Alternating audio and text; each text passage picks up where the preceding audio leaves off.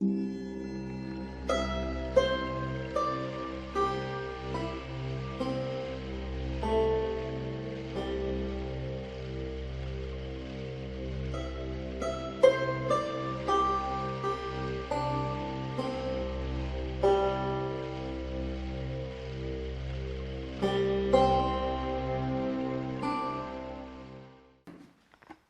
इकराम, मैं खालिद अहमद एक बार फिर आपके रूबरू हाजिर हूँ आफ्ताब फिल्म की बज़ में।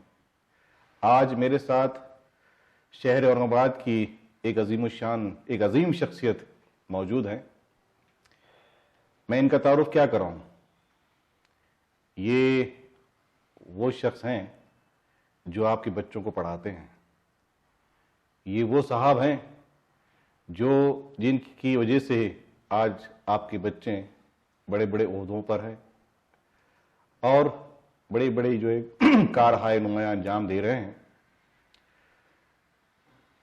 इनका तारुफ इतना बड़ा है कि उसमें काफ़ी वक्त निकल जाएगा, इसलिए उसको मुख्तसर करते हुए मैं इतना ज़रूर कहूँगा कि जब ये आज़ाद कॉलेज के प्रिंसिपल बने थे तब हमने हमारे इदारे बैतुल यतीम में इनका इस्तकबाल किया था और वो पहला और आखिरी इस्तकबाल था। इसके बाद हमने किसी का इस्तकबाल किया नहीं।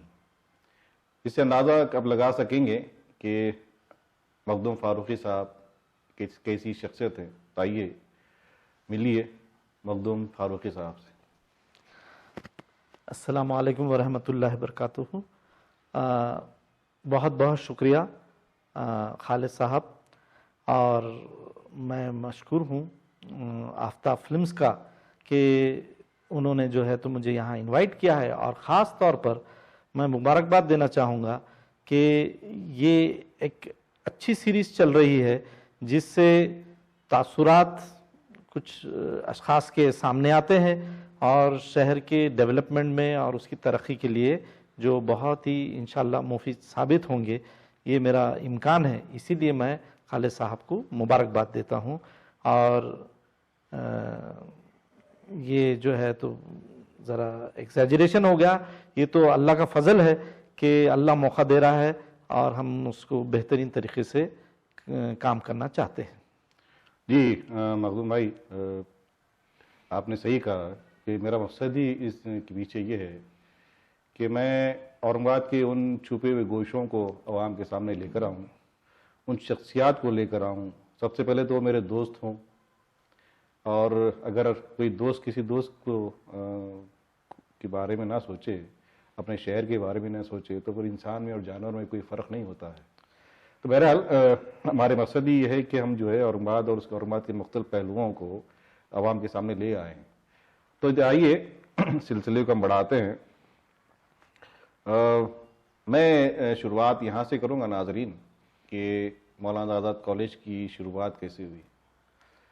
तो एक हमारे पास जब निज़ाम का दौर ख़त्म हुआ, सुक़ूत हैदराबाद हुआ, उसके बाद औरंगाबाद शहर में हमारे पास एक क़ाज़ी ग़ियासुद्दीन साहब एक वक्त मिनिस्टर हुआ करते थे, और उनकी बड़ी ख्वाहिश थी कि बम्बई के जो एजुकेशन के इदारे हैं, जैसा जमात अपने अंजुमन इस्लाम है, अंजुमन खैरुल इस्लाम है, और मुख्तलिफ इदारे हैं जो बदरुद्दीन तैयब जी जैसे बड़े बड़े फ़नकार, बड़े बड़े लोगों की ज़ेर सरपरस्ती चल रहे थे। तो उन्होंने भी सोचा कि मराठवाड़ा में भी ऐसा कोई इदारा कायम होना चाहिए, तो उन्होंने उसके लिए काफ़ी कोशिशें की हैं। तो मैं जनाब मखदूम साहब से दरियाफ़्त करना चाहता हूँ कि क़ाज़ी ग़ियासुद्दीन साहब की और क्या क्या कोशिशें रही इसके सिलसिले में। लेट 50s में जी क़ाज़ी ग़ियासुद्दीन साहब जो अकोला के MLA थे कांग्रेस के, और बड़े करीबी माने जाते थे यशवंत राव जी चौहान साहब के, और वक्फ वगैरह में भी काफ़ी उनका बड़ा से था, वक्फ मिनिस्टर हुआ करते जी। थे। तो फिर वो वकील भी थे पेशे से जी, और वो यहाँ औरंगाबाद अक्सर केसेस लड़ने के लिए, पैरवी करने के लिए आते थे। तो उनके ये रुझान था कि यहाँ पर भी जो है, जैसा बिल्कुल सही कहा आपने, कि जो बम्बई के लेवल का, उस वक्त की बम्बई के लेवल का जो एजुकेशन है वो इस डाउन ट्रोडन एरिया में आए, क्योंकि रिसेंट टाइम्स तक जो है मराठवाड़ा के साथ जो है हमेशा ये लगता था कि भाई बैकवर्ड रीजन ऑफ मराठवाड़ा, तो ये बैकवर्ड रीजन जो है तो उसी तरह लगता था जैसे कि 20वीं सदी में उर्दू के साथ गरीब लगता था कि गरीब उर्दू, बेचारी उर्दू, तो उसी तरीके से downtrodden Marathwada region, backward Marathwada region, तो उनकी ये सोच थी। फिर उन्होंने औरंगाबाद मुस्लिम एजुकेशन सोसाइटी कायम की थी फिर वो सोसाइटी कायम करके जो रोजा बाग में जो एक दरगाह है पीर इस्माइल शाह साहब की, वो उन्होंने सेलेक्ट किया, और उस वक्त जो है तो एक बस्ती थी वहाँ रोज़ाबाग की, जो अभी जो मराठवाड़ा कॉलेज ऑफ एजुकेशन और फार्मेसी कॉलेज के बीच में की जो ज़मीन है वो पूरी वहाँ बस्ती बसी हुई थी।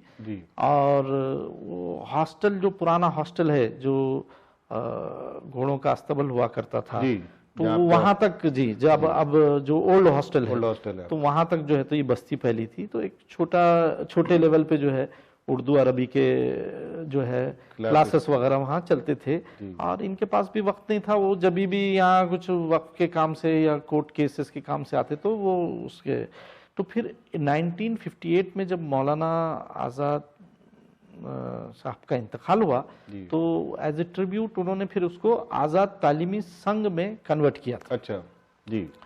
और फिर वो उसी के नाम से रजिस्टर्ड रहा, और उन्होंने वक्फ से जो है तो काफ़ी ज़मीन वगैरह भी उसके लिए अलॉट की थी जी। फिर जब इलेक्शन का माहौल आया और महाराष्ट्र स्टेट कायम हुआ 1960 में, तब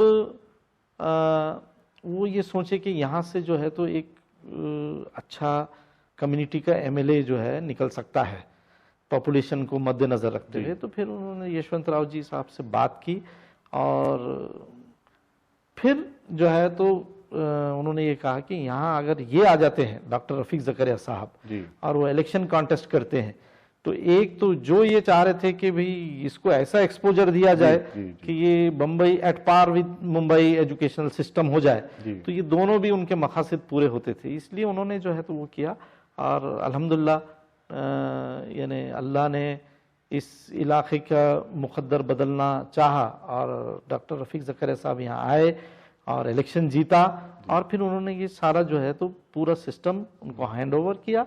और फिर 1963 से में जो है तो डॉक्टर साहब ने जो है तो चूंकि जैसा ये चाह रहे थे तो उसी लेवल पे फिर उन्होंने सीनियर कॉलेज जो है शुरू किया। तो 1963 में मौलाना आज़ाद कॉलेज की बुनियाद रखी गई अंडर आज़ाद तालीमी संघ जी। इसमें क़ाज़ी ग़ियासुद्दीन साहब ने काफ़ी मेहनतें भी की हैं, जैसे कि उन्होंने फंडिंग के लिए बहुत जद्दोजहद की है।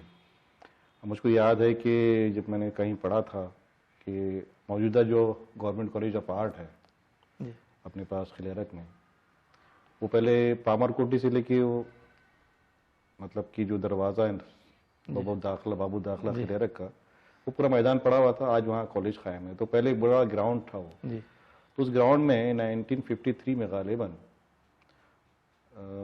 एक बड़ा प्रोग्राम किया गया था जिसमें फिल्मी सिंगर्स और फिल्म स्टार मौजूद थे।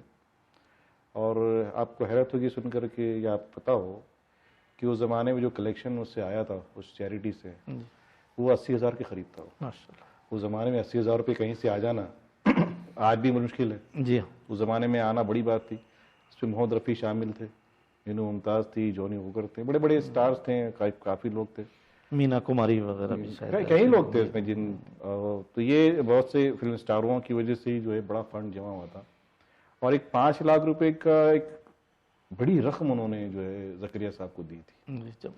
और उनकी ख्वाहिश ये थी कि वहाँ की तर्ज पर तिबिया कॉलेज वगैरह शुरू हो, लेकिन फंड की कमी की वजह से ज़करिया साहब ने जब एक मीटिंग मौलाना ज़ियाउल उलूम स्कूल में रखी गई थी, जिसमें ईसा खां एडवोकेट वगैरह लोग थे, जैसे मेरे एक भाई भी थे फारूक मोहम्मद खान साहब प्रोफेसर। तो वो सब ये है कि भैया वो जितने जो फंड है या जो 200 एकड़ ज़मीन जो दी गई है उसमें उसके हिसाब से फंड बहुत कम है, और हम बम्बई की तर्ज पर ऐसे इदारे कायम नहीं कर सकते। तो फिर उसको सोचा गया कि भाई काफ़ी बहस के बाद ये कहा कि चलिए आप कॉलेजेस शुरू कर दीजिए, तो शुरू हुआ है। तो अल्लाह करम है कि चलिए बहुत बड़ा काम हुआ। और लेकिन एक बात या एक चीज़ मेरे जहन में हमेशा आती रही है कि आज़ाद कॉलेज ने कभी अपने इस मोहसिन को याद क्यों नहीं किया? नहीं, देखिए इसमें ऐसा रहा कि डॉक्टर रफ़ीक ज़करिया साहब ने जी मौलाना आज़ाद एजुकेशन सोसाइटी के तहत और ट्रस्ट के तहत उन्होंने मौलाना आज़ाद कॉलेज कायम किया 63 में। जी और जो है तो उनका आपस का वेवलेंथ बहुत अच्छा था, और यानी दोनों भी लेवल पे ये रहा कि भाई जो है कर्म को ज़्यादा फोकस किया जाए। जी जी और डॉक्टर साहब का भी हमेशा ये रहा कि मेरे नाम का कोई इदारा या गेट या कैंपस ऐसा कुछ नहीं करो, हम लोग ये बिलीव करते हैं कि हमारा काम जो है रहना चाहिए। और उनका मकसद हमेशा यही रहता था कि बड़े बड़े डिग्निटीज़ वगैरह को बुलाकर वो यानी फंड्स रेजिंग में रहते थे और इंस्टीट्यूशन को और क्या क्या डेवलपमेंट। मुझे अच्छा याद है कि मैडम ज़करिया ने कहा था कि अब डॉक्टर साहब का इंतकाल हो गया तो उनको ट्रिब्यूट पे करने के लिए अपन कम से कम कैंपस का नाम तो रखेंगे, क्योंकि वो अपनी ज़िंदगी में उन्होंने कहा कि भाई न मुझे मेरे नाम का कोई इंस्टीट्यूशन, तो उन्होंने जो है तो मुझे ऐसा लगता है कि वो कर्म में ज़्यादा बिलीव करते थे, वो खुद के ताल्लुक से भी। उनके बारे में कोई शक नहीं है। असल में मेरा था इदारे की तरफ से मेरा था कि भाई जहाँ पर एक ऐसा है कि कभी कोई सेमिनार उनके नाम पे ले लें आप जी, कोई हॉल उनके नाम पे कर दें या कोई, तो इस टाइप से कोई कोशिश ताकि लोगों, या फिर आप कुछ ऐसा अपने जो है आपकी वेबसाइट पे भी उसका जिक्र कर दें। तो मैं समझता हूँ कि एक उनके साथ इंसाफ होगा जी। और सच। बहरहाल दूसरी बात यह है कि उसके बाद एक फिर ज़करिया साहब ने कॉलेज कायम किया जी। मज़हर मोहिउद्दीन साहब आए जी। तो मज़हर मोहिउद्दीन साहब कि जो प्रिंसिपल थे, अगर हम अभी कभी किसी लफ्ज़ प्रिंसिपल को अगर हम कहें आमतौर पर, अब तो ज़माने में सारे स्कूलों में हेडमास्टर कहलाए जाते थे। जी। प्रिंसिपल अकेले हमारे मज़हर मोहिउद्दीन जी साहब। जी जी। तो एक ऐसा टैग लग गया है कि प्रिंसिपल बोले तो मज़हर मोहिउद्दीन ही याद आते हैं। जी। वो एक ऐसा लगता है कि उनके लिए शायद वो लफ्ज़ निकाल लिया गया हो। तो प्रिंसिपल मज़हर मोहिउद्दीन साहब की खिदमत बताएं आप। तो सबसे पहले तो मैं एक ही मिनट में ज़रा प्रिंसिपल्स का बता देता हूँ कि 1963 में जब मौलाना आज़ाद कॉलेज कायम हुआ तो डॉक्टर रफ़ीक ज़करिया साहब जो है वो बम्बई में जो है उसमें पढ़ते थे, इस्माइल यूसुफ कॉलेज में, IY कॉलेज में। तो वहाँ उनके टीचर हुआ करते थे नकवी साहब। अच्छा। तो उन्होंने उन्हीं को जो है तो first principle of Maulana Azad college लाए थे। जी जी। तो 1963 से जो है 1971 तक नकवी साहब रहा है। अच्छा। फिर वो जाने के बाद उन्होंने औंढा नागनाथ के जो थे खतीब साहब, अच्छा, वो ज़ूलॉजी के प्रोफेसर थे। अच्छा, अच्छा। और नकवी साहब फिजिक्स के थे। और फिर उसके बाद में जो है मजहर साहब आए। फिर कुछ अरसे के बाद जो है तो डॉक्टर साहब ने फिर रिफाकत अली साहब को लाया जो हिस्ट्री के थे। जी। तो वो शायद मैं समझता हूँ ये रज़िया सुल्तान मूवी वगैरह उन्हीं की नावल पे हैं। अच्छा। वो दिल्ली यूनिवर्सिटी में और जामिया मिलिया इस्लामिया से एसोसिएटेड थे। कमल अमरोही की फिल्म रज़िया सुल्तान। जी जी जी। तो ये फिर उसके बाद में ये हुआ कि 1980 में मजहर साहब प्रिंसिपल बने। और उस वक्त मजहर साहब ने ही कहा था कि जो है तो जाते हुए प्रिंसिपल ने मुझे बताया कि बस ये तो अब आफ्टर मी डेल्यूज के मेरे बाद जो है तो ये तो पूरा अब ख़त्म ही हो गया है आज़ाद कॉलेज, इसमें कुछ ऐसा रहा नहीं, क्योंकि डॉक्टर साहब की भी मसरूफियत जो है तो मिनिस्ट्री में और उसमें रहा। तो 1980 में जो है तो बहुत 1980 से पहले बहुत कम स्ट्रेंथ हो गई थी। फिर हमारे ज़ूलॉजी के MM शेख साहब और ये पठान साहब, प्रोफेसर SV पठान साहब, ये सब लोग बताते हैं कि फिर हायर एजुकेशन के लिए बच्चे जा ही नहीं रहे थे, काफ़ी ड्रॉप आउट्स थे। तो बच्चा पकड़ मुहिम में जो है तो वो बोले कि हमको सारों को इन्वॉल्व किया गया था, वरना जो है तो साइंस वगैरह तो ये पूरा बंद होने वाला था। तो सब प्रोफेसर्स को जिम्मेदारी दी थी कि आप जाइए और 5-5 4-4 बच्चे लाइए कैसे भी हायर एजुकेशन। तो ये वैसा सिचुएशन था। तो उस पीरियड में 1980 में मजहर साहब को प्रिंसिपल बनाया गया जी, मतलब कांटों का ताज पहनाया गया उनको। हाँ, फिर वहां से उन्होंने क्या किया कि उनका जो विजन था उन्होंने एक अच्छी टीम बनाकर उन्होंने ये सोचा कि नए जो है जॉब ओरिएंटेड कोर्स जो है तो इंट्रोड्यूस किया जाए। तो फिर उसके बाद में उन्होंने इंडस्ट्रियल केमिस्ट्री, जियोलॉजी, माइक्रोबायोलॉजी, ये सब चीजें जो है तो कंस्ट्रक्शन सुपरवाइजर वगैरह, हाँ ऐसा ये जूनियर लेवल पर भी और हायर एजुकेशन में सीनियर लेवल पर भी ये सब लाते गए और फिर बच्चों को जॉब्स वगैरह मिली। फिर डॉक्टर साहब ने उनसे वो करके 72 में जब सिडको हो गया था, इंडस्ट्रीज आ गई थी, तो प्लेसमेंट्स वगैरह भी काफी अच्छे हो रहे थे। तो ये कॉम्बिनेशन बहुत अच्छा जम गया था डॉक्टर साहब का और मजहर मोहिउद्दीन साहब का। तो इसकी वजह से फिर जो है तो एकदम स्ट्रेंथ भी बड़ी इंस्टीट्यूशन की, कोर्सेस आए और फिर उसके बाद में जो है और उस पीरियड में यानी जब एडमिशंस पेरेंट्स के फोर्स से हायर एजुकेशन में बच्चे जाके ले रहे, तो पढ़ाई से ज़्यादा और वो सोच से ज़्यादा कि हम जो है ग्रेजुएशन करके दूसरे बहुत सारे हमको अपॉर्चुनिटीज़ है, वो उसके बजाय मस्ती वगैरह के जो है तो बहुत उनके जहन में वो भरी हुई थी और धूमाधूम जो है तो कॉलेज में रहती थी। तो उसको कंट्रोल करने के लिए जो है मजहर साहब जो है तो उनका जो मिजाज था कि भी एकदम नो नॉनसेंस वाला एटीट्यूड जो था उनका, तो उससे जो है तो फिर एकदम जो है तो यानी एक जो सबसे ज्यादा मस्ती कर रहा उसको पकड़े और सबके बीच में जो है तो उसकी धुलाई कर दी है। तो उससे जो है तो उनकी पॉपुलैरिटी एकदम शुरू हो गई और जॉब्स मिलने लगे बच्चों को, कोर्सेस नए आने लगे, स्ट्रेंथ बढ़ी। तो फिर यानी ये हुआ कि भाई ये है प्रिंसिपल जी। तो फिर वहां से जो है तो फिर वो प्रिंसिपल मजहर मोहिउद्दीन, और ये जो टैग है ये आपने बिल्कुल सही कहा कि हम भी अगर प्रिंसिपल बोले तो मजहर मोहिउद्दीन मतलब खैर उधर ही जाता है, उधर ही जाता है। माशाल्लाह। तो नाज़रीन, मजहर मोहिउद्दीन साहब की शख्सियत के बारे में क्या कहूँ, बहुत बड़ी शख्सियत थी। अगर वो जिंदा होते तो उनका इंटरव्यू ज़रूर होता। उनकी शख्सियत तो एक डॉक्यूमेंट्री फिल्म बनाने जैसी है। मजहर मोहिउद्दीन अपनी ज़ात में खुद एक अंजुमन रहे।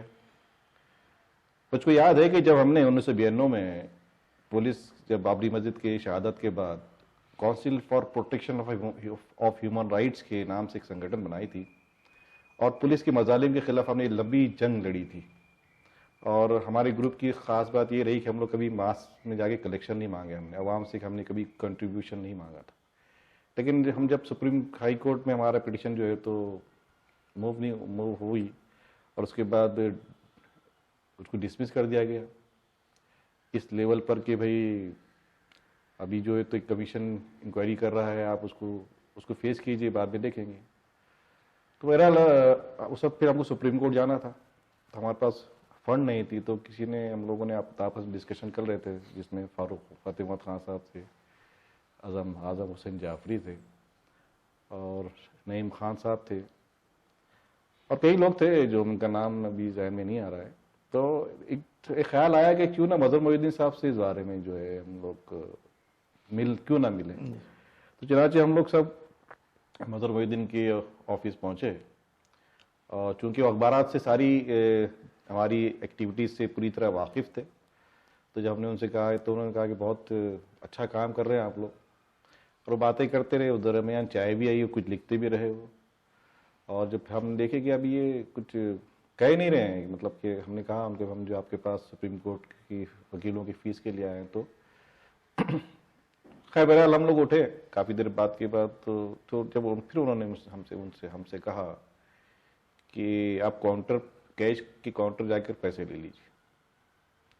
नाज़रीन, हम समझ रहे थे कि वो टाल रहे हैं, लेकिन वो काम कर रहे थे और उन्होंने हमसे बातें करते हुए एक नोटिस भी तहरीर कर दी थी और नोटिस बोर्ड पर लग भी गई थी। हम उसमें लिखा था कि तमाम जो स्टाफ के जो मेम्बरान थे उनकी तनख्वाह में से उन्होंने कुछ रकम डिडक्ट करके फौरी हमको दिलवा दी थी। तो ये है मज़हर मोइनुद्दीन। तो बहरहाल मज़हर मोइनुद्दीन साहब का जो मामला रहा तो बहुत अच्छा रहा, और उनके ज़माने में काफ़ी एक्टिविटीज़ हुई, जैसा मैं भी जानता हूँ। जब आपने कहा कि जश्न वजद से पहले ये रहा कि जब आपका कॉलेज में सारे कोर्सेस आ गए, एक कोर्स में जैसा आपने जिक्र किया तो हिंदुजा कॉलेज में भी था आपका जी, तो मैंने अपने खलेरे भाई अब्दुल समद को, जो कि ITI जाके अपना फ्यूचर ख़राब करना चाहते थे, उनको वहाँ से उठाकर, आपके पास विद्याधर आने थे जी हाँ, वो मेरे दोस्त थे, मैंने उनसे कहकर उनका एडमिशन करवाया। वो मेरे ख्याल से आर्किटेक्चर कॉलेज का शायद वो फाउंडेशन कोर्स पूरा होता है, उसको पास करने की बुनियाद पर मैं उनको सतारा लेकर गया था। सतारा में सिविल ड्राफ्ट्समैन। हाँ, तो वहाँ पे नहीं, वहाँ पर मैंने कराट कॉलेज में, इनका आर्किटेक्चर कॉलेज में इनका एडमिशन करवाया था। और आज आप देखेंगे तो आप बड़े बिल्डर और कॉन्ट्रैक्टर भी हैं एक आर्किटेक्ट के साथ साथ।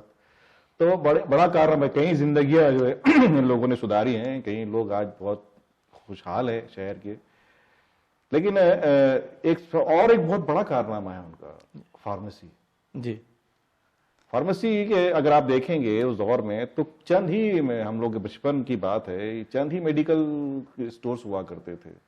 चौक में एक था, एक शाहगंज में हुआ था, ऐसा था। लेकिन आज हम देखते हैं कि सिर्फ शहर ही नहीं, हम गलियों में तक कितने ही मेडिकल स्टोर्स आ गए, और ना सिर्फ गलियों तक बल्कि पूरे अगर माठवाड़ा पे अगर नजर डालें हम तो जगह जा बजा हमारे नौजवान जो है खिदमात में लगे हुए हैं, साथ ही जो है अपनी जिंदगी गुजार रहे हैं। ये तो एक ऐसा ये ऐसे कारहाय नुमाया है इनके कि इसके बीच की इतनी तारीफ की जाए उतनी कम है। लेकिन उन्होंने एक और भी काम किया था कि उनके जमाने में नौजवानों को स्टेज भी दिया था उन्होंने ड्रामा के लिए। तो मुझको याद है कि जब हम लोग भी पढ़ रहे थे, तो जब मैं तो बम्बई में पढ़ा हूँ, इसलिए हम लोग छुट्टियों में आते थे, तो उस वक्त एक ड्रामे का बड़ा जिक्र हो रहा था उस वक्त, तू तो दूल्हा है रे। तो अरे पागल हाँ, तो कुछ बताएं वो सारी एक्टिविटीज के बारे में हमारे नाजरीन को आप। उस वक्त ये था कि जब मजहर साहब चार्ज लिए 80 से 96 के दरमियान जी, वो प्रिंसिपल 80 to 96 रहे। 31 अगस्त 1996 को वो रिटायर हुए, और उनके बाद डॉक्टर अहमद ज़हीर साहब ने चार्ज लिया। तो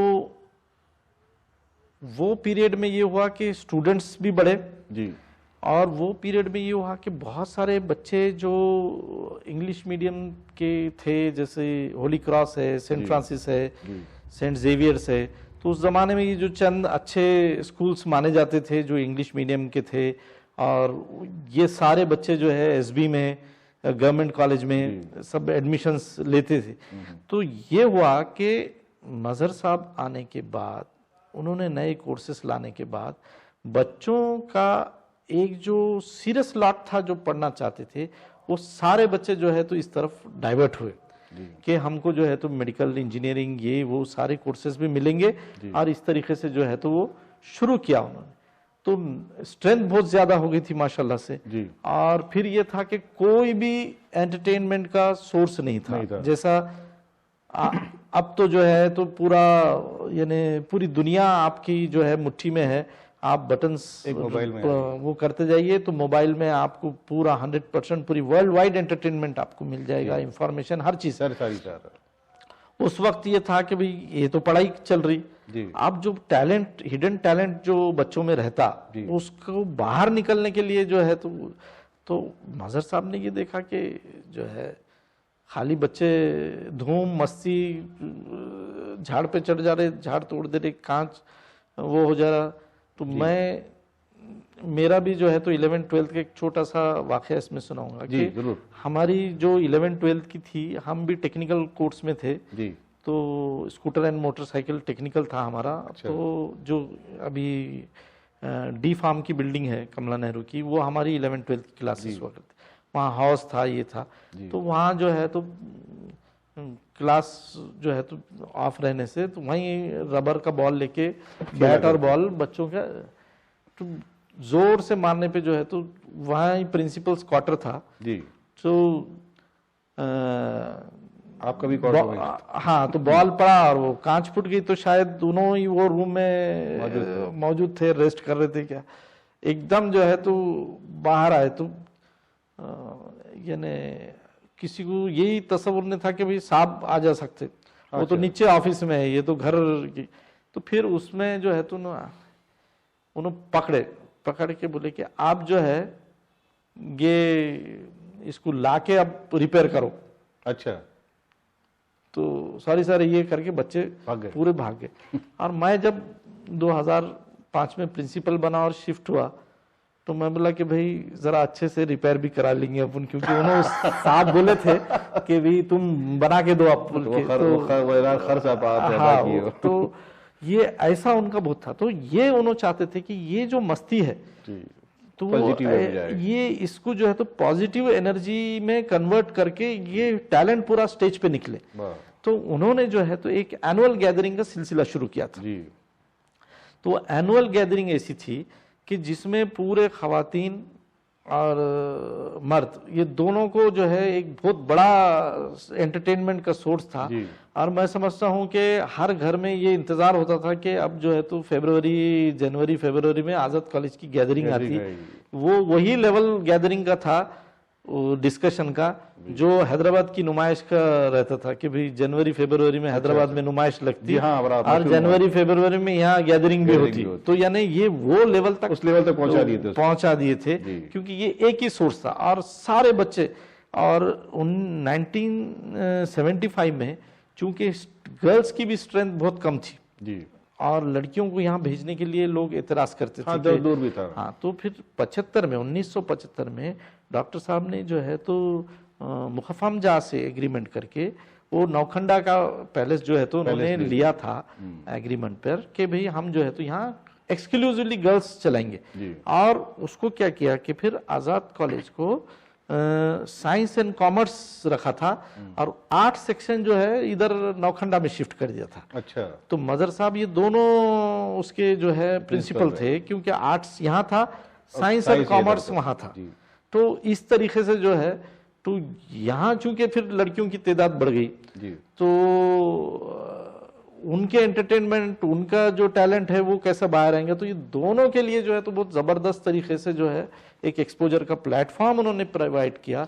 और मैं समझता हूँ कि वो बच्चों की जो पर्सनालिटी डेवलपमेंट निखरी उससे वो लाजवाब थी कि हर एक को मौका, यानी मैं खुद भी वो स्टेज पे कई ड्रामे कर चुका हूँ और फिर उसमें जो है तो काफी झगड़े रहते थे आर्ट्स और कॉमर्स और साइंस में कि कॉमर्स के टीचर्स जो है तो बच्चों को क्योंकि ज्यादा टाइम फ्री रहता तो कॉमर्स वाले बच्चे एक तो मस्ती और धूम मस्ती में भी ज्यादा, और उनका जो वो रहता था टाइम टेबल वो 3-4 पीरियड का ही रहता था, साइंस को प्रैक्टिकल्स वगैरह ये, तो साइंस के बच्चे कम, लेकिन इनको लगता था कि हमारे भी ड्रामे होना चाहिए।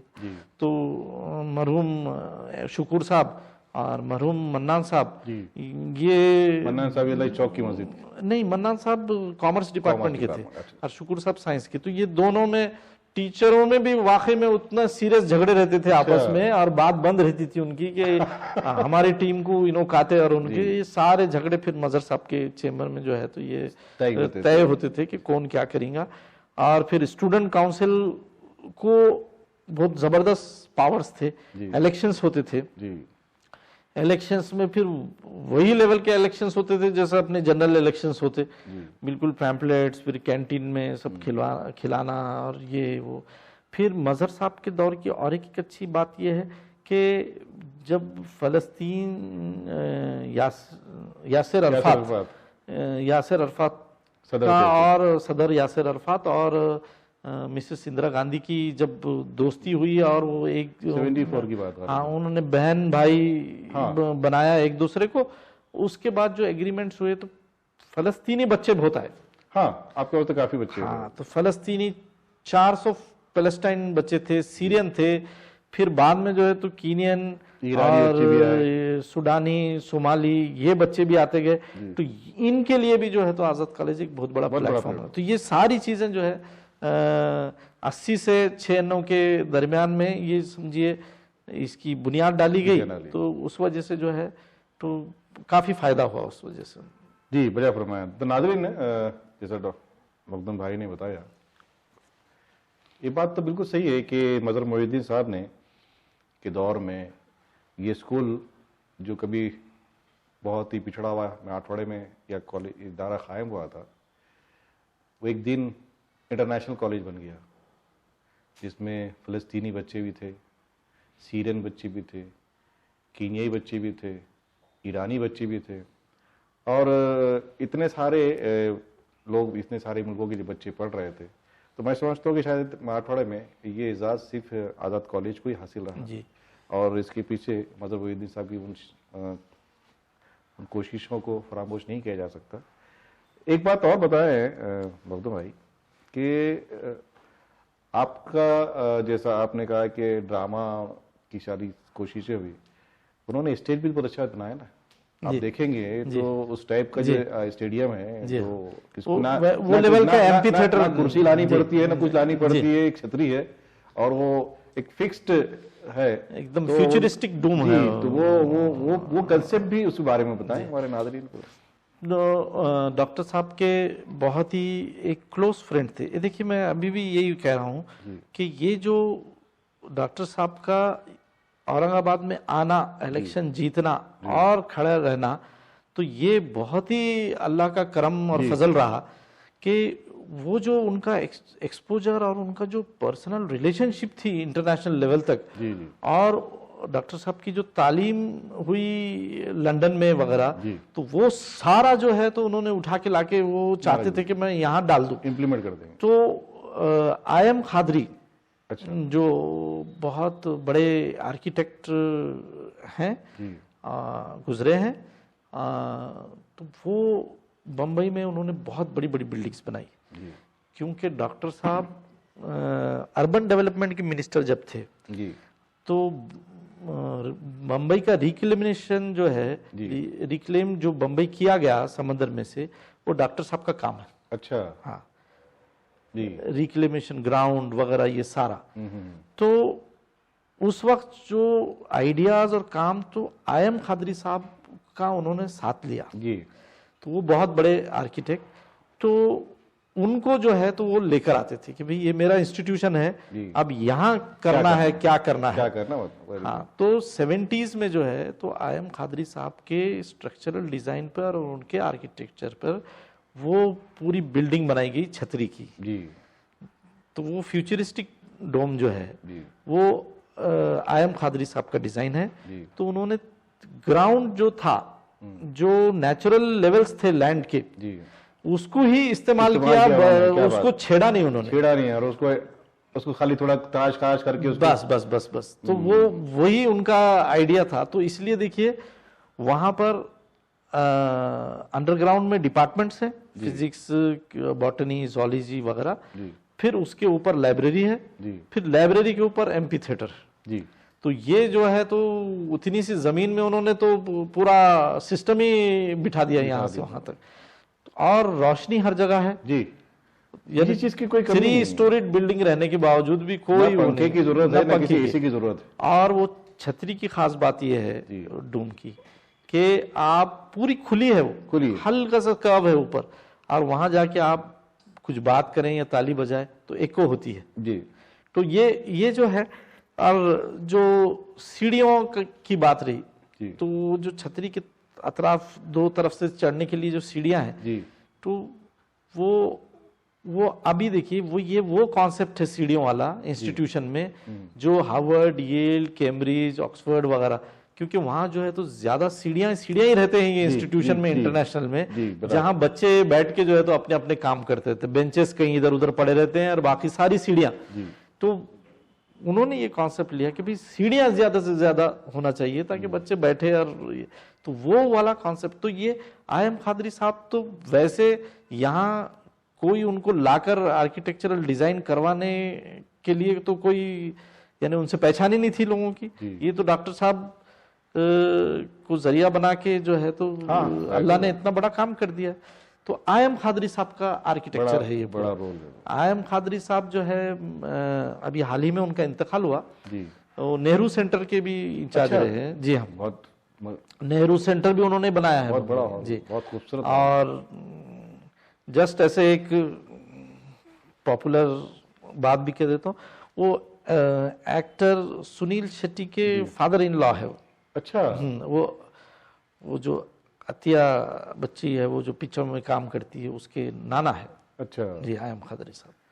कि अभी जरा आपने जिक्र किया है कि एम्फी थिएटर वगैरह, तो चूंकि मैं समझता हूँ कि आदत कॉलेज का जो ऑडिटोरियम है या 75 से कहते हैं, वैसा माठवाड़े में ऐसा कोई स्टेज नहीं है जो इतना खूबसूरत हो, जहाँ ना कुर्सी रखने की ज़रूरत पेश आती है, न लाइट लगानी पड़ती है, न पंखा लगाना पड़ता है, पूरा ओपन है। अब जहाँ तक आयम खादरी साहब का जिक्र है, उन्होंने मखदूम भाई ने कहा कि नेहरू सेंटर बनाया है। नेहरू सेंटर वर्ली में एक बहुत खूबसूरत हॉल है, और मैं समझता हूँ कि तो हम लोगों ने खुद उसमें एक शूट किया था, एक बड़ा प्रोग्राम रोज़ा हिंदुस्तान का। उस वक्त उसकी शायद उसका किराया था 75,000 रुपये गालिबन। अच्छा। मतलब ये मैं कब की बात है, आफ्ताब? हाँ, तकरीबन 10-12 साल पुरानी बात है, अब तो और बढ़ चुका होगा वो। तो मेरा बहुत खूबसूरत हॉल बनाया उन्होंने। आयम खादरी, मुझे पता नहीं था कि वो उनका बनाया हॉल है। बहरहाल आयम खादरी साहब को भी हम खराज अकीदत पेश करते हैं कि उन्होंने हमारे लिए एक अच्छा एक स्टेज फराहम किया हमारे बच्चों के लिए। एक और है कि आपके कैंपस में एक और बुजुर्ग हैं जी, इस्लाम खान मशहदी, कुछ बताएं उसके बारे में। मैं तो ज्यादा नहीं जानता हूं उनके बारे में। जी।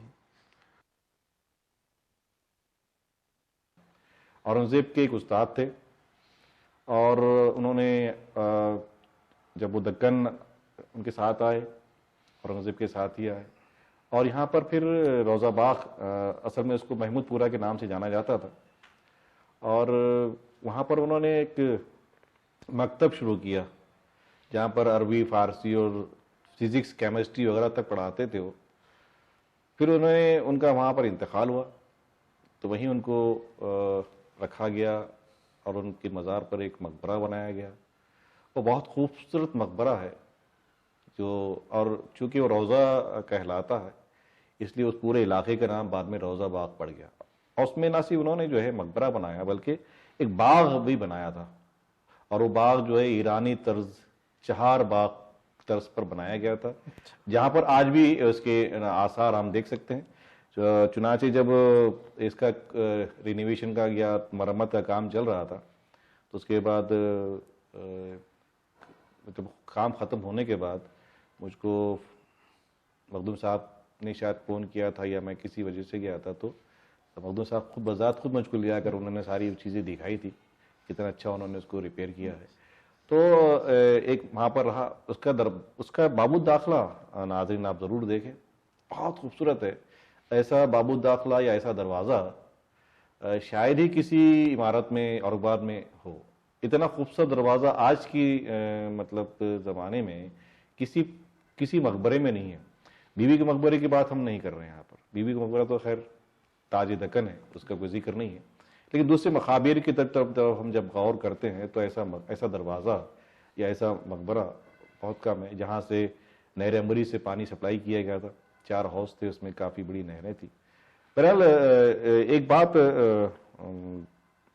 जनाब मखदूम भाई से पूछूंगा कि जहाँ खाजी गयासुद्दीन साहब को आप फरामोश कर गए, वहीं आप पीर इस्माइल साहब को भी फरामोश कर गए। नहीं, पीर इस्माइल साहब को फरामोश तो नहीं किया गया, क्योंकि उसका पूरा यानी मैं जब वहाँ प्रिंसिपल शिप का चार्ज लिया, उसके बाद से ही जो है तो मैडम जकरिया ने उसको काफ़ी वो किया, और उसको पूरा यानी राजस्थान से जो है कारागीर वगैरह सब मिला के उसको बहुत बेहतरीन बनाया गया। और अंदर अब अगर आप जाके देखेंगे नहीं, तो मैं तो अंदर आप से जी देखा ना हाँ जी आपने हाँ, तो, मैं आप तो साथ में। वो और जकरिया साहब ने भी कभी फरामोश नहीं किया, इसलिए कि जब शंकर दयाल शर्मा साहब हमारे पास आए थे, हाँ, जब वो सदर सदर हिंद जमहूरिया हिंद। शायद 5 फरवरी 1989 को वो यहाँ आए थे जी और इंस्टीट्यूट ऑफ होटल मैनेजमेंट की उन्होंने बुनियाद रखी थी उस वक्त। गैदरिंग में वो चीफ गेस्ट थे। मौजूद थे। जी हाँ। तो जकरिया साहब ने पूरा जो है पीर इस्माइल साहब को ट्रिब्यूट पे किया और शंकर दयाल शर्मा से साहब से कहा कि आप जो है एक उस्ताद हैं, आप प्रोफेसर हैं और आप सेंस कर सकते हैं कि यहाँ जो तालीम है वो तालीम का सिलसिला जो है तो आज का नहीं है, ये जो है तो 350 साल पुराना जो है तो तालीम और तरबियत का इस सेंटर रहा है और आप खुशबू महसूस कर सकते हैं। और ये पाक सरजमीन हो गई है इसलिए कि यहाँ दरस व तदरीस का काम चलता है। तो शंकर दयाल शर्मा साहब जो है उन्होंने हाजिरी दी वहाँ और पीर इस्माइल साहब के रोज़े पर हाजिरी दी। काफ़ी उनके लिए अरेंजमेंट्स किए गए थे पूरा, क्योंकि कॉलेज में जकरिया साहब कई प्रेसिडेंट्स, ज्ञानी ज़ैल सिंह आए थे, फिर प्राइम मिनिस्टर्स, फिर मिसेस इंदिरा गांधी भी आई थी और चीफ मिनिस्टर्स और सारे गवर्नर सभी को उन्होंने वहाँ लाया था। तो वो बहुत ही बढ़ चढ़ कर जो है तो वो इस बात को यानी अपनी स्पीच वगैरह में सब सिलसिला यहाँ से लाना चाहते थे और हमेशा वो ये कहते थे कि भाई ये जो है ये सब एक्सटेंशन ही है, बुनियाद तो वहाँ पहले पड़ चुकी तो ये बड़े बड़े लोगों को जो है तो वहाँ उन्होंने हाजिरी के लिए भी लेकर गए थे। तो मैं खुद देखा था कि शंकर दयाल शर्मा जो है तो अंदर हमारे पास तस्वीर वगैरह भी है उसकी। तो फरामोश तो कभी नहीं किया गया। नहीं, मेरा इशारा असल में दरअसल उस तरफ था कि आपके पास जो नौजवान पढ़ते हैं, अगर मैं उनसे दरियाफ्त करूं कि भाई पीर इस्माइल कौन थे, वो जवाब नहीं पाते। अभी आपके अच्छा, 2-3 स्टूडेंट अभी मौजूद है। अच्छा, उस नजरिए से आप दूसरा ये कि कुछ ऐसा होना चाहिए कि ये जो नस्ल जा रही है आपके पास है, वो खाजी गयासुद्दीन साहब को भी कभी एक साल में एक बार याद कर ले, कभी पीर इस्माइल की खिदमत को भी याद करे। मेरा इशारा उस तरफ तक चल रहा है। अब मैं तो आपको मैं शुक्रगुजार भी हूँ और मुबारकबाद भी देता हूँ कि वो तो आपने शुरू कर दी क्योंकि ये जब जाएगी तो इंशाल्लाह सभी लोगों को मालूम तो हो ही जाएगा। मेरे इंटरव्यू का मकसद भी यही है। दूसरी एक बात यह है कि पीर इस्माइल के रोजे को बहुत अच्छा मेंटेन किया आपने, लेकिन क्या आप ऐसी कोई कोशिश क्यों नहीं करते कि सयाह भी वहां तक पहुंचे, वो देखें उसको? इसमें जो है तो टूरिज्म पॉइंट ऑफ व्यू से मैंने सवाल किया। जी। हाँ, तो मैं तो यही कि हमारा हिस्ट्री डिपार्टमेंट के थ्रू एक जो है तो टूरिस्ट गाइड का कोर्स चलाया जाए और बच्चों को जो है तो उसमें अर्न एंड लर्न पॉलिसी के तहत बच्चों को भी जो है तो गाइडशिप देगी। फिर वो जो बच्चे रहेंगे तो फिर वो भी आ सकते हैं और चूंकि इंस्टीट्यूशन है और उसमें बच्चे काफ़ी रहते हैं और काफ़ी यानी पर्दा का सिस्टम भी माशाल्लाह से बहुत अच्छा है। तो शायद ये एक वजह रही होगी कि शुरू से जो है वो एक यानी एक टूरिस्ट सेंटर बोल के उसको नहीं बनाया गया। क्योंकि हालांकि हमने काफ़ी इंटरनेशनल कॉन्फ्रेंसेस भी मैंने लिया है तो और ताज में ही ठहरते हैं सारे टूरिस्ट वगैरह। हमारे इंस्टीट्यूशन के ही कई प्रोफेसर जो है तो अच्छे गाइड का काम कर चुके हैं, जिसमें अब्दुल कादर साहब उर्दू के जो प्रोफेसर थे तो वो भी जाने माने गाइड हैं। तो ये कोशिश अच्छी है, आपका मशवरा है, एक हो सकती है कि मैं इसको मैं समझता हूँ कि आपके पास वो टूरिस्ट आते हैं जी, आपके पास ठहरते हैं, आपकी ग़िज़ा से लुत्फ़अंदोज़ होते हैं, लेकिन आपके ही कैंपस में एक खूबसूरत मकबरे से वो लुत्फ़अंदोज़ नहीं हो पाते। तो उनके साथ ही और दूसरे जो टूरिस्ट हैं उनके लिए भी आप सोचें और उस तरह से आपको एक कमाई का जरिया भी हो सकता है ना। अब रही बात आपकी जब आमद हुई कॉलेज में, तो जब आपने जब आप कॉलेज ज्वाइन किया होगा एज ए प्रोफेसर या लेक्चरर, तो मज़हरुद्दीन साहब तो होंगे गालिबन? जी। तो आपका रवैया उनके साथ, कि आप कैसे रहे, मतलब एक शागिर्द और एक उस्ताद में क्या फिर आपने महसूस किया? तो देखिए कि जब हम 1982 में जब मैं सेंट फ्रांसिस से 10th पास किया, मेरा काफ़ी अच्छा परसेंटेज था, यानी उस ज़माने में 72-73 लाना 10th में। तो जो है तो महल्ले में हम लोग रऊफ कॉलोनी में रहते थे जी। तो काफ़ी धूम थी कि अरे इतना जो है तो बच्चे ने ला लिया। तो फिर जो है तो फिर जैसा रुझान था, मैंने बताया आपको कि सब गवर्नमेंट कॉलेज ही था, गवर्नमेंट कॉलेज में चले गए। अच्छा। क्योंकि जब आजाद कॉलेज का वो यानी 80 के उठ रहा था, उठना मतलब ठीक जी, क्योंकि इसके फेजेस है, यानी एकदम बिगिनिंग में जब नकवी साहब थे तो वो काफ़ी उरूज पे था, क्योंकि उस वक्त फॉरेन से नहीं बल्कि हैदराबाद से काफ़ी बच्चे आके पढ़ते थे, यानी नवाबों के ये बहुत बड़ी बड़ी पोजीशंस पे बच्चे गए। तो फिर उसके बाद में जो है तो फिर वो ज़रा डेल्यूज की तरफ जाता रहा। फिर मजहर साहब आने के बाद में फिर 80 से जो है तो फिर उठा, ऐसे फेजेस है उसके, अप एंड डाउन है। जिंदगी में इदारे की जिंदगी में तो ये सब रहता है, लोग चलाए तो मुनसिर करता है। तो फिर तो हमारे सब गवर्नमेंट कॉलेज में हम एडमिशन ले रहे थे। मेरे कुछ दोस्त जिनका वो था परसेंटेज ज़रा कम था, फिर ये तय हुआ कि टेक्निकल कोर्स लेना चाहिए जो गवर्नमेंट कॉलेज में नहीं था। तो ये डॉक्टर साहब और मजहर साहब का जो वेवलेंथ मैच होती थी और जो इन्होंने कोर्सेज प्रपोज किए उन्होंने लाए, तो उसकी वजह से जो है तो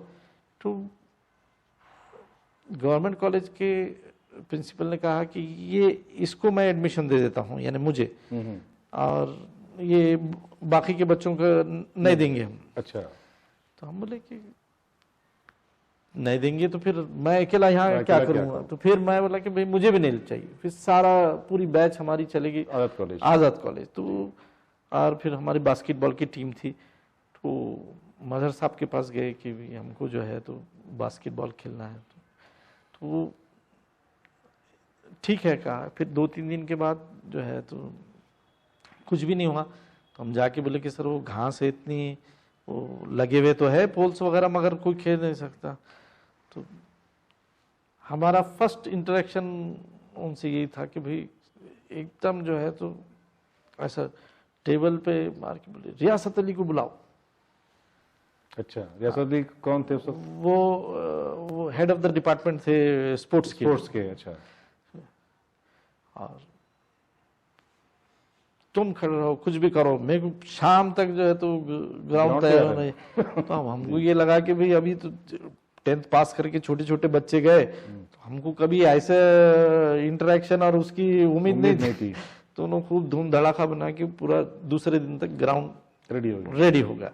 तो ये हमारा उनका पहला इंटरेक्शन था। तो मैं 82-83 से जो है तो भगत बन गए मतलब जी। फिर वहां से जो है फिर वो बात है कि लोग आज अंधे भक्त और मुरीद बने हुए हैं। और फिर मैं एक कुछ वो लिखा था लायंस क्लब की तरफ से, आनंद नगरी लगती थी, तो ऐसे कंपटीशन में तो मुझे फर्स्ट प्राइज मिला था। फिर वो बुला के बोले कि अरे तुमको लायंस क्लब का प्राइज मिला। बोले जाओ जाओ जाओ और वहाँ खाओ आनंद नगरी में, और जो है तो बता देना मेरे को कितने हो गए। तो मैंने कहा ठीक है सर। फिर हम गए फ्रेंड्स के साथ, ऐसा धूम मस्ती, क्योंकि वो एक छोटी छोटी चीजें चल रही थी औरंगाबाद में, दूसरा कुछ नहीं, नगरी था ही। तो बस बाद में एक बार मिलकर अरे तुम वही है ना, बोले तुम आके बोले नहीं, बोले कि क्या क्या खाए और क्या। मैं बोला सर वहाँ कुछ ऐसा बिल ला के देने का कुछ वो ही नहीं है ना। मैं बोला सर हम लोग ये पॉपकॉर्न वगैरह ये वो खा लिए, तो मतलब दे दिए पैसे, हम जाने दो रहने दो। तो बोले ठीक है। तो इस तरीके से जो है तो उनका हमारा इंटरेक्शन रहा, और हम उनको एज ए जो है तो एक आइडियल प्रिंसिपल हमारी नज़रों में वो थे। और उन्होंने काफ़ी अच्छा, जो बच्चे मेडिकल इंजीनियरिंग को, जो अभी आप देखिए कि जैसा आपने फार्मेसी का जिक्र किया, वैसे ही अगर आप देखें तो बेहिसाब मुस्लिम डॉक्टर्स हैं जी। हाँ, तो मैं तो आने वाला था, ये भी छोड़ दिया जी, ये भी उसी का। तो उस पीरियड में जो है तो 12th के बाद मेरिट पर MBBS को नंबर लग जाता था। तो ये सारा जो है तो होते रहा। तो मैं मजहर साहब से मेरा ताल्लुक 1982 से रहा। जी। फिर उसके बाद में 91 में एज ए लेक्चरर मैंने ज्वाइन किया। फिर उसके बाद में जो है 2003 में एज वाइस प्रिंसिपल और 2005 में एज ए प्रिंसिपल, तब वो जनरल सेक्रेटरी थे। जी। और तो एज ए प्रिंसिपल उनकी जनरल सेक्रेटरीशिप में भी मुझे जो है तो काम करने का मौका मिला।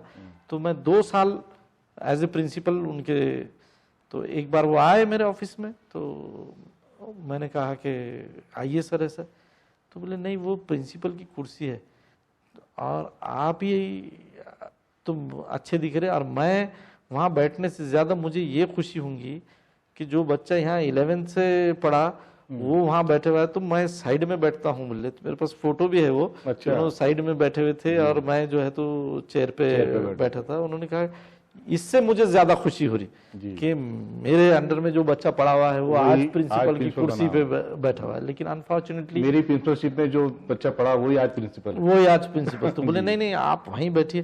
फिर सेंस ऑफ ह्यूमर भी जबरदस्त था उनका, मजहर साहब का। तो मैं उनको फोर्स किया, बोला सर बैठिए ना ऐसा। तो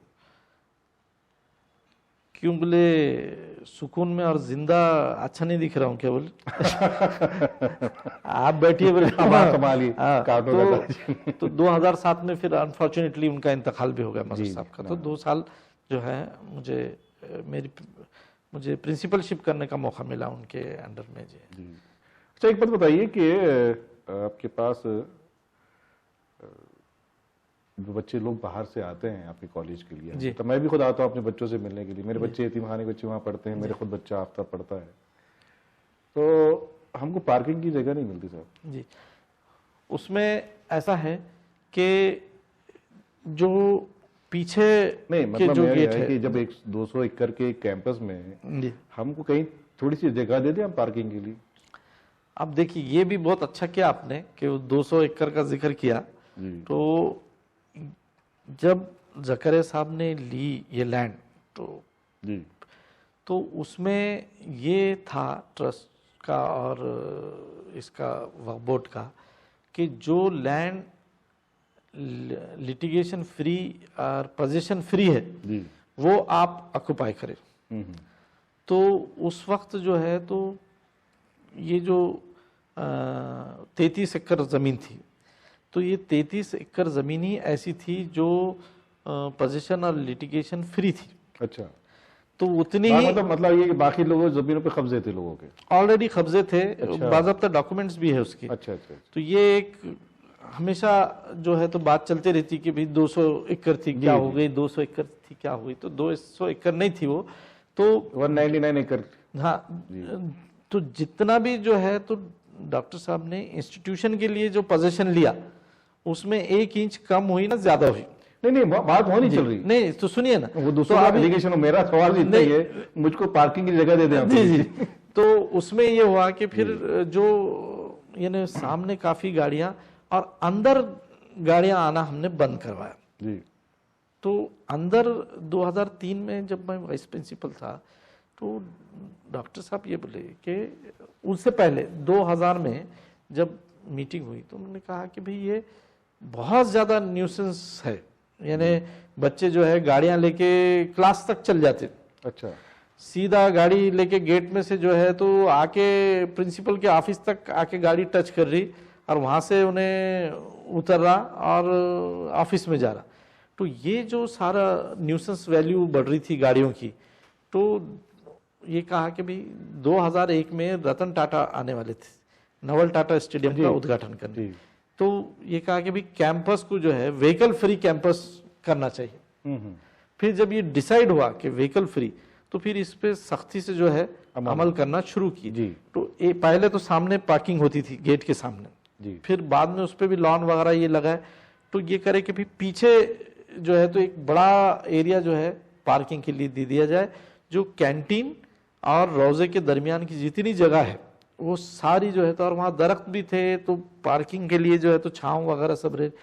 और बीच में से एक रोड भी निकाली गई स्टेडियम के बाजू से, कॉलोनी में से, जहाँ से सीधा आके, तो अब माशाल्लाह वहाँ फुल रहती है वो पार्किंग नहीं, तकरीबन। वो आपका वो पार्किंग की बात तो ठीक है, लेकिन अब मैं मेरे पैर में तकलीफ हो, जी मैं 2-1.5 किलोमीटर क्यों चलवा रहे हो आप मुझको? नहीं, वो 1.5 किलोमीटर नहीं होता, वो पार्किंग जो है तो आपका 1.5 किलोमीटर मैं चेक करके बता रहा हूँ जी। आपको। अगर मैं यहाँ से निकलता हूँ, आपकी मेन गेट पे मैं अगर गाड़ी आया, वहां देखा मैं पार्किंग नहीं मिलती, तो मैं जब टर्न करके आपके बताए हुए रास्ते से अंदर जाता हूँ, जी गाड़ी पार्क करता हूँ, फिर वापस फिर ऑफिस तक आपका पिच में का होता है, वो पूरा 1.5 किलोमीटर होता है। मैंने गिना है वो जी जी अपने मतलब गूगल से जो जी। मैप होता है उसका। जी क्योंकि इसमें क्या है, सब इंस्टीट्यूशंस है जी और इंस्टीट्यूशन में ये पूरा सर्कुलेशन एरिया है बच्चों के लिए। जी और अब क्या है, तादाद भी जो है धीरे धीरे, जब 2005 में जब मैं चार्ज लिया तो अराउंड कॉलेज की स्ट्रेंथ कुछ 3000 थी, और बढ़ते बढ़ते जो है तो 12-15 हज़ार तक जी, जो है तो जाहिर सी चली गई थी। तो ये सर्कुलेशन एरिया इतना जो है तो बहुत ज़रूरी, फिर बीच में हमने लॉन्स वगैरह लगा दिए थे। तो अब ये दो ही जो है तो सिस्टम है। अब सामने तो काफ़ी जगह हो गई है, मैं नहीं, समझता वहां हूँ। से देखिए, वहां से कभी काल ट्रैफिक वाली गाड़ियां उठा कर लेके चले जाते हैं, कभी गाड़ी चोरी भी हो जाती है। देखिए आपके पास ही आपके आपके कैंपस में ही IHM भी है, जी तो आप देखेंगे कि उनकी छोटी पार्किंग है, लेकिन वहां से कोई प्रॉब्लम नहीं होता, गाड़ियां पार्क होती सारी वहां पर। साइड में हाँ, इवन मुझको जो है, हम लोग खुद IHM का काम करते हैं, तो हम बहुत आसानी से गाड़ियां लगती है हमारी, कोई प्रॉब्लम नहीं होता। इवन कभी कभी ऐसा होता है कि मुझको अगर आपके कॉलेज जाना है तो मैं उनके कैंपस से गाड़ी लगा, तो मुझको वो नजदीक पड़ता है, हाँ, वो बजाय नजदीक आपके वो उतना दूर। जी हाँ, वो नज़दीक है वहाँ से। क्योंकि हम लोग के वहाँ पे काम है, इसलिए हमसे वो बीच की गेट खोल दिए तो हाँ, तो आप थोड़ा सा अगर उसको थोड़ा सा एक पार्किंग करें तो हम जैसे बूढ़े लोगों के लिए इंशाल्लाह एक सहूलत होगी, सहूलत होगी, और चोरी जाने का जो खदशा है या गाड़ी उठा ले जाने का खदशा है, उससे भी निजात मिलेगी। बहरहाल आगे बढ़ते हैं। इंशाल्लाह मैं पुटअप करूंगा ये मैनेजमेंट। जी जी। एक और है कि आपके पास एक, जैसा हम लोग तो मीडिया के लोग हैं, तो एक आपके हॉर्निमन कॉलेज हुआ करता था जी जर्नलिज्म पर, वो देखिए वो क्यों इंजलाल का शिकार हो गया, क्यों वो उसको आखिर बंद कर देना पड़ा?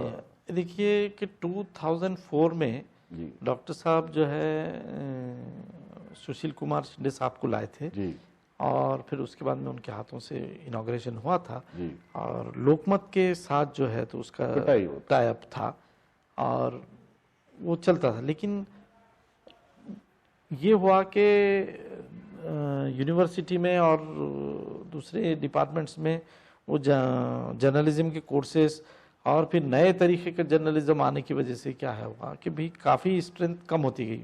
मैं खुद मीटिंग्स में था जब ज़करिया साहब हयात थे, उन्होंने मीटिंग लेते थे और पूछते थे कि उमा मेहरोत्रा मैडम जो हैं तो उसकी प्रिंसिपल थी, तो कि भाई कितने एडमिशन्स हुए तुम्हारे, तो सर कम है, तो नंबर बोलो, तो फिर सर 5 है, 7 है, 10 है, तो फिर सब लोग, तो ये जो एक यानी वो उसको सीरियसली एज ए करियर लेने का भी बच्चों का वो नहीं रहा, यानी जो इनपुट था वो भी वो कोर्स के लिए वो कभी पकड़ ही नहीं सकी ग्रिप उसको। फिर उसके बाद में ये हुआ कि उन्होंने रिटायर होने के बाद में कि वो एक छोटा सा कोर्स इंस्टीट्यूशन में अपने आप सर्वाइव ही नहीं हो रहा जी।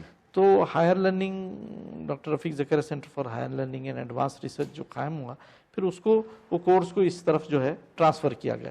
फिर यहाँ पर भी जो है तो कोई ऐसा उसका यानी उसको रिस्पॉन्स ही नहीं मिला वो कोर्स को।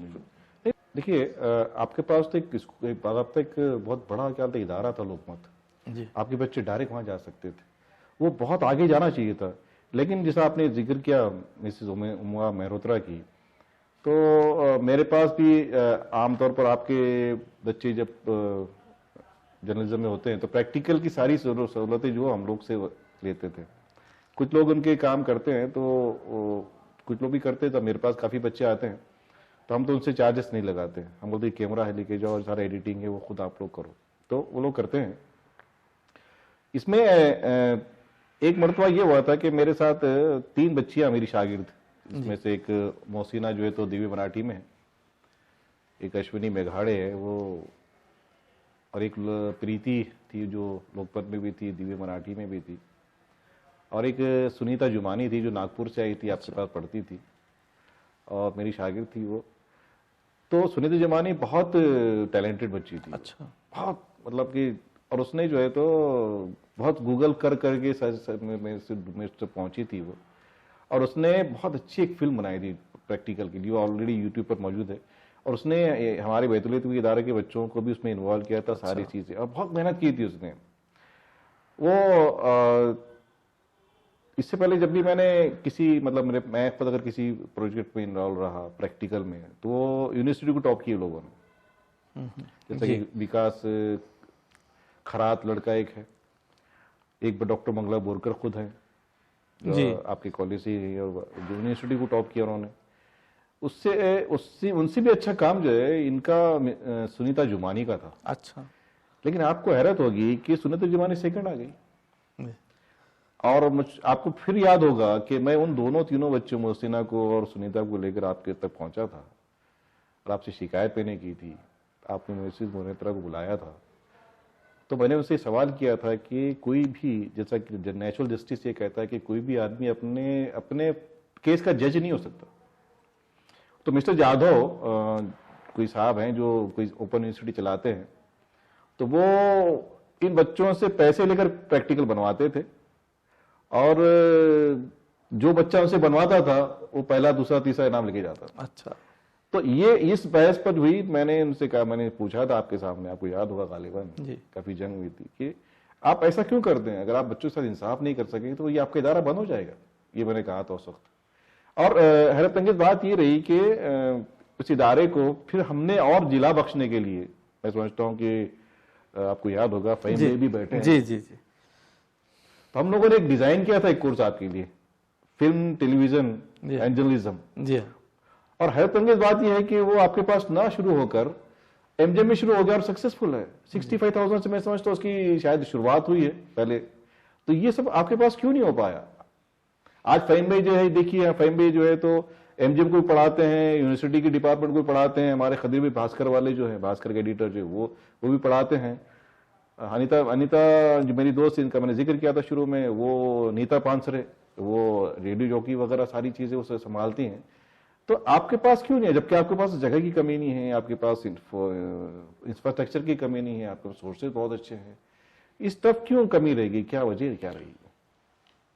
शायद ये कि रिस्पांस नहीं रहा, और पुराना जो ट्रैक रिकॉर्ड रहा जर्नलिज्म का कैंपस में, तो वो इतना यानी कभी भी बहुत सारी हो सकता वजूहात होंगी जिसकी वजह से जो है तो कभी वो फ्लरिश ही नहीं हो सका वहां पर। नहीं, आप ये तो हो गया, लेकिन मैं समझता हूँ कि उस वक्त जो लोग जिनकी जिम्मेदारी दी गई थी संभालने की, वो उसकी जिम्मेदारी संभालने के कैपेबल नहीं थे, मैं समझता हूँ।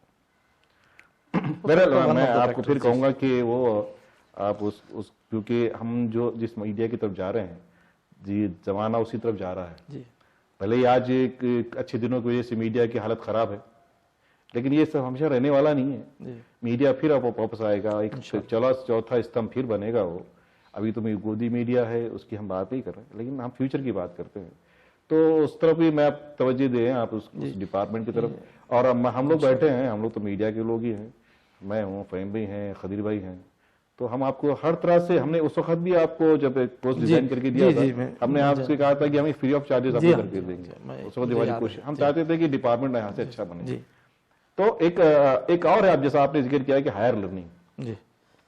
हायर लर्निंग मैं समझता हूँ कि आज अवधत कॉलेज के पेशानी पर एक दाग है, क्या लगता है आपको, सही है? हायर लर्निंग का कॉन्सेप्ट जो है बहुत अच्छा है। उस 2007 में जब वो शुरू किया गया जी, तो उसमें सिर्फ एमएससी बायोटेक्नोलॉजी थी जी। फिर 2010 में जो है वहाँ पर 12-15 कोर्सेस आए गए। तो कॉन्सेप्ट ये था कि पूरे जो पीजी कोर्सेस है जी, तो समझिए कि वो एक यूनिवर्सिटी इन मिनिएचर थी कि 16, 17 या 20 डिपार्टमेंट जो है उस इंस्टीट्यूशन में एक साथ रन करेंगे। और ये मैडम का बड़ा अच्छा कॉन्सेप्ट था कि सारे पीजी एंड रिसर्च के इंस्टीट्यूशन वाइज रिसर्च करने का। अब देखिए कि 2005 के बाद जो मैक्सिमम रिसर्च सेंटर्स रिवाइव किए गए जी तो उसमें एक वक्त ऐसा था कि 260-70 बच्चे जो है पीएचडी कर रहे थे। तो जब वाइस चांसलर आए थे तो उन्होंने कहा कि ये इतने बच्चे तो यूनिवर्सिटी में पीएचडी नहीं कर रहे जो आपके इंस्टीट्यूशन से कर रहे। जी तो फिर ऐसी सोच थी मैडम की भी कि एक ऐसा एक्सक्लूसिव सेंटर बनाया जाए जहां पीजी एंड रिसर्च एक्टिविटी हो। और ये जो ग्रेजुएशन वाला कॉलेज है तो वो 11th 12th और ग्रेजुएशन ये उसके साथ मिलके ये चले और ये सारी स्ट्रेंथ पीजी के लिए ये सेंटर को दे। लेकिन उसमें भी क्या हो गया कि हमने काफ़ी एडवांस्ड कोर्सेस लाए थे, जैसा स्टैटिस्टिक्स पर था, बायोफिजिक्स और बहुत अच्छे एडवांस कोर्सेस थे, बायो इन्फॉर्मेटिक्स था ये। तो उसमें ये हो गया कि अनफॉर्चुनेटली जो है तो जो बच्चे हैं वो ट्रेडिशनल कोर्सेस में ज़्यादा जाना पसंद करें, जैसे कि रेगुलर अपना पीजी करना है, इंग्लिश में कर रहे हैं ये। तो ये स्ट्रेंथफुल होती थी। और बाकी के जो साइंस फैकल्टी के उसमें जो हमारा केमिस्ट्री, बॉटनी, जोलॉजी ये जो थे पॉपुलर सब्जेक्ट्स और बेसिक सब्जेक्ट्स इसी में चला। तो वो क्या है कि वो सारे कोर्सेज जो है तो फिर वो बंद करना पड़ा। स्टैटिस्टिक्स की, बायोफिजिक्स है, ये है कि यानी कॉन्सेप्ट बहुत अच्छा था, वो चला बहुत अच्छा, लेकिन क्या है कि बच्चों को फिर जॉब ओरिएंटेड कोर्सेस और फिर यहाँ ये है कि भाई बायो इन्फॉर्मेटिक्स था, नैनो टेक्नोलॉजी एमएससी था। फिर जब यूनिवर्सिटी से लोग आए इंस्पेक्शन वगैरह के लिए तो उन्होंने कहा कि भाई नैनो टेक्नोलॉजी तो है लेकिन जो इन्वेस्टमेंट्स है इन कोर्सेज को चलाने के लिए वो बहुत ही हैवी थे और उनके स्पेस का रिक्वायरमेंट और ये वो एकदम बहुत ज़्यादा था कि अगर आपको अच्छा जो है तो एम्प्लॉयबल यूथ अगर आपको देना होता था, देना चाहते हैं आप, तो उनको बहुत सारे हैवी इन्वेस्टमेंट थे जो कि एक इंस्टीट्यूशन के लेवल पे जो पॉसिबल नहीं था, जैसा यूनिवर्सिटी वगैरह कर। फिर यूनिवर्सिटी में ये सारे कोर्सेज खुल गए और वहाँ पर जो फीस और वहाँ इक्विपमेंट्स वगैरह सारे आ गए थे। तो बच्चों ने जो है तो वहाँ, क्योंकि उनके भी सीट्स फुल नहीं हो रहे थे, फिर उन्होंने भी बाद में नैनो टेक्नोलॉजी वगैरह क्लोज की। तो हुआ ये कि ये अपने रीजन में यानी वो एडवांस लेवल का उतना जो है तो वो बात हजम नहीं हुई और बच्चों को ये लगा कि स्टूडेंट्स को कि भाई कोई भी कहेगा कि भाई अगर आपको ये करना है तो आप ऐसा कीजिए कि मुंबई और पुणे में ये इंस्टीट्यूशंस में जाके कीजिए और बच्चे जब तक मैच्योर हो जाते।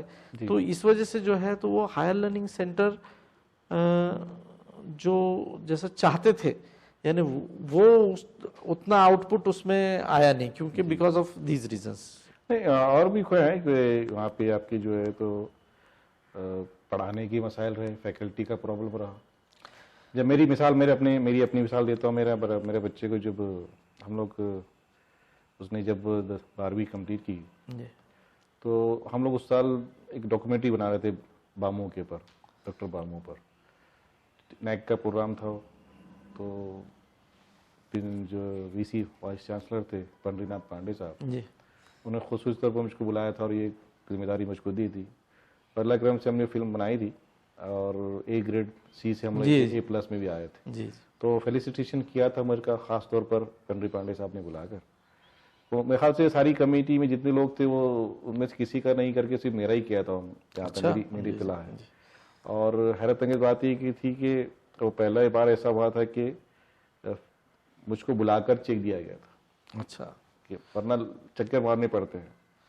तो बहरहाल उस वक्त कंप्यूटर साइंस में मिस्टर काले साहब, प्रोफेसर केवी काले साहब, चूँकि बहुत अच्छी दोस्ती हर सारे डिपार्टमेंट से, HOD से मुझको मिल रहा था, उनके सारे मुझको दिखाने थे डिपार्टमेंट्स। तो हमने काफ़ी मेहनत की थी, महीना भर हम लोग सब शूट में डाला था। तो काले साहब फिर एक मरतबा ऐसा हुआ कि कुछ सालों के बाद, कुछ ज़माने के बाद मैं काले साहब के पास गया था। तो मुझसे पूछा, अरे मेरे तुम्हारा बच्चा कहाँ है आफ्ताब? मैं साहब है, क्या कर रहा है? मतलब वो MSc कर रहा है कंप्यूटर साइंस में। अरे अपने डिपार्टमेंट में क्यों नहीं डाले तुमने? तो मैं बोला साहब थोड़ा दूर पड़ता है, वो घर से करीब है। अरे बोले घर से करीब दूर के लिए आप ऐसा क्यों कर रहे हैं? आपने मुझको फ़ोन तो करते, अभी भेज दो। बहरहाल लेकिन ये हुआ कि हमारे वहाँ इतना अच्छा था, लेकिन यहाँ पर ये हुआ कि बच्चे जब जाता तो 2-3 घंटे में वापस आ जाता, तो कोई पढ़ा रहा नहीं, कोई फैकल्टी नहीं है, ये नहीं है। उसके बाद वो जब पढ़ाया नहीं है तो वो बच्चा पढ़ेगा क्या और सीखेगा क्या। लेकिन इसके बाद पढ़ाया क्यों नहीं, ये सारी चीजें भी मैं समझता हूँ उसकी मुहर्रिक है, उसके पेशानी का दाग जो मैंने अर्ज किया था। मुझको नहीं कहना चाहिए, वो सख्त लफ्ज है, लेकिन मुझको मेरे पास बच्चों का मुस्तकबिल ज्यादा मुकद्दम है। वो तो क्योंकि आपके पास से जो डॉक्टर्स निकले हैं, मुझे उस कॉलेज पर फख्र है। आदत कॉलेज के कैंपस पे, रफी ज़करिया कैंपस पे मुझे बड़ा फख्र है, एक औरंगाबादी होने के नाते। हालांकि मैं यहाँ नहीं पढ़ा हूँ, मेरी एजुकेशन तो बॉम्बे की रही, बॉम्बे में पढ़ा हूँ, बॉम्बे यूनिवर्सिटी से मेरा ताल्लुक है। लेकिन इसके बावजूद मुझको वही लगता है जिस तक मैं यहीं का एक स्टूडेंट हूँ, क्योंकि उसने मुझको नहीं पढ़ाया, लेकिन मेरे सारे बहन भाइयों को पढ़ाया है। मेरे चचेरे, मेरा ननियाल भी यहीं है, ददियाल भी मेरा औरंगाबादी का है, तो सारे लोग यहीं पढ़े हैं और बड़ी काबिल लोग हैं। कितने लोग बाहर हैं, कितना अच्छा कमा रहे हैं, लेकिन एक हायर लर्निंग में से शिकायत है। बहरहाल अब सबसे एक और अहम बात ये जाननी थी कि डॉक्टर रफीक ज़करिया पर आते हैं जी। डॉक्टर रफीक ज़करिया के बारे में जो एजुकेशन का उनका जो नज़रिया था, उसके बारे में हमारे नाज़रीन को बताएं आप। डॉक्टर रफीक ज़करिया साहब जो जिन्होंने अपनी इब्तिदाई तालीम मुंबई में की, और उनके जो उस्ताद थे, जिनसे उनके प्रिंसिपल साहब जिनसे वो बहुत मुतासिर थे, वो बज़लुर रहमान साहब थे, जो IYI कॉलेज के रेक्टर भी थे और प्रिंसिपल भी थे। और तो बड़ी मेहनत से जो है डॉक्टर रफीक ज़करिया साहब ने अपना एजुकेशन पूरा किया, और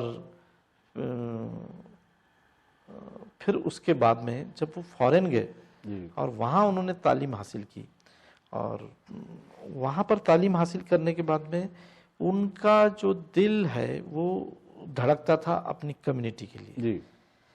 क्योंकि मेरा पर्सनल ऑब्जर्वेशन ये है कि वो एक मैन ऑफ फेथ जी, और उनको ये लगता था कि मेरा ये फ़र्ज़ है। उन्होंने कहा भी कि जिस मोहब्बत से यहाँ के वोटर्स ने मुझे वोट देकर जो है तो सेलेक्ट किया है, इलेक्ट किया है, सॉरी, तो इसका मैं इनको क्या नेमुल बदल दूं। तो उन्होंने कहा कि भी सबसे बेहतरीन तरीका ये है कि इनको एजुकेट करके इनको अपलिफ्ट करें जी। तो वो जो एक उनका फोकस था, और वो एक जो हिंदू मुस्लिम यूनिटी में जो है तो उनका ज़बरदस्त जो है तो बिलीव था कि भाई सारा जो है तो एक जो है तो मिल के रहना चाहिए, और ये झगड़े फसाद नहीं होना, पीस एंड हारमनी का। वो ये दो बड़े उनके ज़बरदस्त नज़रिए थे। तो उन्होंने कहा कि ये सिर्फ तालीम से होता था जी। तो हमेशा उनकी स्पीचेस में ये रहा कि एजुकेशन एंड यूनिटी, ये दो उनके फोकस पॉइंट थे जी। और वो चाहते थे कि भाई ये बच्चे इतना पढ़े, क्योंकि एक बार उन्होंने जो है तो ज़हीर साहब को और मुझे बुलाया था बम्बई, और उन्होंने कहा कि भाई आप यहाँ के 1-2 कॉलेजेस देखिए कि वो टेक्निकल कोर्सेस हम क्या क्या कर सकते हैं जी। और कैसा एक मैंने उनको प्रपोजल बना के दिया था जो उनको बहुत पसंद आया था। वो ये था कि मोबाइल लेबोरेटरीज जी, जो क्योंकि उन्होंने कहा कि ठीक है, जो बच्चे कॉलेज में आते हैं वो यहाँ पढ़ते हैं जी, और ऐसा बहुत बड़ा लॉट है जो इंस्टीट्यूशन में नहीं आता है जी, तो वो कैसे पढ़ेंगे। और देखिए आज स्किल इंडिया की बात चल रही, वो शख्स इतना विजनरी था कि उस वक्त उन्होंने कहा था डॉक्टर साहब ने कि हमको टेक्निकल हैंड्स जो है तो बनाना चाहिए जी, जी। क्योंकि हुनर ही जो है इनको रोजगार देगा। बिल्कुल सही है। और उनका कंसर्न ये था कि जितने मदारिस चल रहे हैं, उन्होंने कहा कि वो बच्चों को हुनर देना बहुत जरूरी है जी। तो मैंने उनको मोबाइल लेबोरेटरी का कॉन्सेप्ट बताया था जो बम्बई में उनको इतना पसंद आया था, और उन्होंने मुझे कहा था कि तुम साबु सिद्दीक जाओ, वहाँ के डायरेक्टर साहब से मिलो और उनको ये आपका प्रपोजल पूरा बताइए जी। और फिर उसके बाद में वहाँ उन्होंने फ़ोन किया कि मेरे कॉलेज से प्रोफेसर आ रहे हैं, आप इनको हेल्प कीजिए और एक्सट्रैक्ट कीजिए कि इनके दिमाग में क्या आइडियाज़ है और आप अपने आइडियाज़ उनको दीजिए। तो यानी इतनी तड़प कॉलेज के बच्चों के अलावा ये एरिया में क्या है, तो उनका कॉन्सेप्ट था। फिर मैं जो है तो मौलाना रियाज साहब से भी बात किया था जी कि मोबाइल वैन जो है, जैसे जो एसटी बसेस रहती है जी जो स्क्रैप में वो हो जाती, हाँ। उसमें सीट्स वगैरह निकाल के वहाँ जो है तो इलेक्ट्रिशियन की, प्लम्बिंग की और बाकी सारी लेबोरेटरीज छोटी छोटी बना दी जाए। ये बस चले जाएगी कोई 2 दिन और बच्चों को वहीं मदरसे में प्रैक्टिकल कराएगी और निकल जाएगी। और इस तरीके से वो चाहते थे कि बच्चे पूरे हुनर जो है जी। सीख लें, ताकि वो डिपेंड ना रहे किसी के ऊपर अपने रोजगार के लिए। जी तो बहुत मुझे, अच्छा। मुझे ये लगा कि ये क्या शख्सियत है कि बंबई में बैठ के, और उनकी जो बेचैनी थी कि गए क्या, मिले क्या और क्या बोले और अभी उतारो। और मैंने कहा कि सर मैं पूरा प्रपोजल औरंगाबाद बना के नहीं वाया औरंगाबाद, अभी यहाँ इस पे बनाओ, पेपर पे बनाओ। तो यानी ये देखिए, तो ये तजस्सुस और जो है कम्युनिटी के लिए तो जो है तो उनका बहुत ज़बरदस्त वो था कि वो बोले कि भाई मैं जो सबसे ज़्यादा बड़ा हथियार मैं दे सकता हूँ वो एजुकेशन दे सकता हूँ। और एम्प्लॉयबल बनेंगे बच्चे तो जाहिर है कि वो बच्चे जो है बराबर अपनी जगह बना लेंगे। और मैं समझता हूँ कि अल्लाह ने उनसे ऐसा काम लिया कि बहुत सारे जगह जो रोज़गार में बच्चे हैं, तो इस कॉलेज के एजुकेशन ही की मरहून मिन्नत जो है बच्चे गए हैं। बहुत सारा लॉट वापस इंस्टीट्यूशन में एज ए टीचर्स वगैरह भी काम कर रहा है। आप देखिए जितने भी सोसाइटीज़ बने हैं, वो करीम सालार साहब की लीजिए या जो भी लीजिए, तो वो सब ये कहेंगे कि हम आज़ाद कॉलेज के ही प्रोडक्ट है। तो वो एक दरख्त ने जो है तो कई बीज गिरा दिया, और वो बीज गिर के वो बीज खुद अब आज तनावर दरख्त की शक्ल ले चुके हैं, एक अंजुमन बन चुके। तो ये बड़ा उनका जो है तो कॉन्सेप्ट था और उनकी तड़प थी। जी आपको उनका एक थोड़ा आज़ाद कॉलेज कैंपस से बाहर निकलते हैं जी, फौरी बाजू में आपका एक IHM भी है जी। IHM का कंसेप्ट कैसे आपके जहन में आया? IHM का कॉन्सेप्ट जो है ये डॉक्टर साहब के जहन का ही कॉन्सेप्ट है जी। ये उन्होंने ये सोचा कि भी आने वाला औरंगाबाद, क्योंकि जब वो यहाँ आए तो रामा इंटरनेशनल और एम्बेसडर होटल्स, नारंग ग्रुप वगैरह को उन्होंने यहाँ लाया जी, और उन्होंने प्लॉट्स दिए, और वो 5 स्टार होटल से जी। आप देखिए कि खुलदाबाद का जो स्टेटस है जी, हिल स्टेशन का, तो हिल स्टेशन का कॉन्सेप्ट देखिए आप कि ये ज़कर साहब का है जी। उन्होंने अपने स्पेशल पावर्स में इसको हिल स्टेशन डिक्लेयर करा है जी, मैस्माल और खुलदाबाद को जी। और यहाँ पर जो है तो मकबरा, एलोरा, एजेंटा, तो ये देखते हुए उन्होंने कहा कि भाई यहाँ एयरपोर्ट, 5 स्टार होटल्स, तो वो ये चाह रहे थे कि ये इलाका जो है तो एज ए टूरिस्ट सेंटर जो है तो बहुत बड़े पैमाने पे जो है डेवलप हो। और हॉस्पिटैलिटी इंडस्ट्रीज में उन्होंने उनका विजन देखिए कि उन्होंने भापा कि आने वाला दौर जो है ये जबरदस्त हॉस्पिटैलिटी इंडस्ट्रीज का दौर रहेगा और पूरा फूड इंडस्ट्री का दौर रहेगा, पूरी होटलिंग का दौर रहेगा, जो कि आज हो गया है।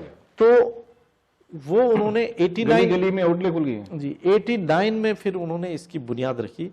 पहले एक सर्टिफिकेट कोर्स शुरू किया था उन्होंने, और मिस्टर नंदा एक थे ताज होटल के मैनेजर, और उनकी वाइफ थी मिसेस नंदा, उनको लेकर कैंपस में ही एक छोटा सा पवेलियन बना के उसमें उन्होंने शुरू किया, और बाद में फिर ये बाज़ाब्ता डिग्री कोर्स लाया।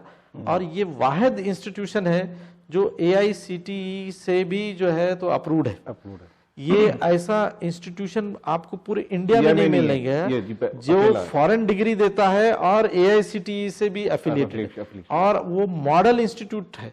यानी AICTE को भी अगर आज कुछ इंस्टीट्यूट ऑफ होटल मैनेजमेंट या हॉस्पिटैलिटी इंडस्ट्री में कोई बात करना होता है तो वो कहते हैं कि भी ये IHM जो है हमारे बोर्ड पे रहेगा।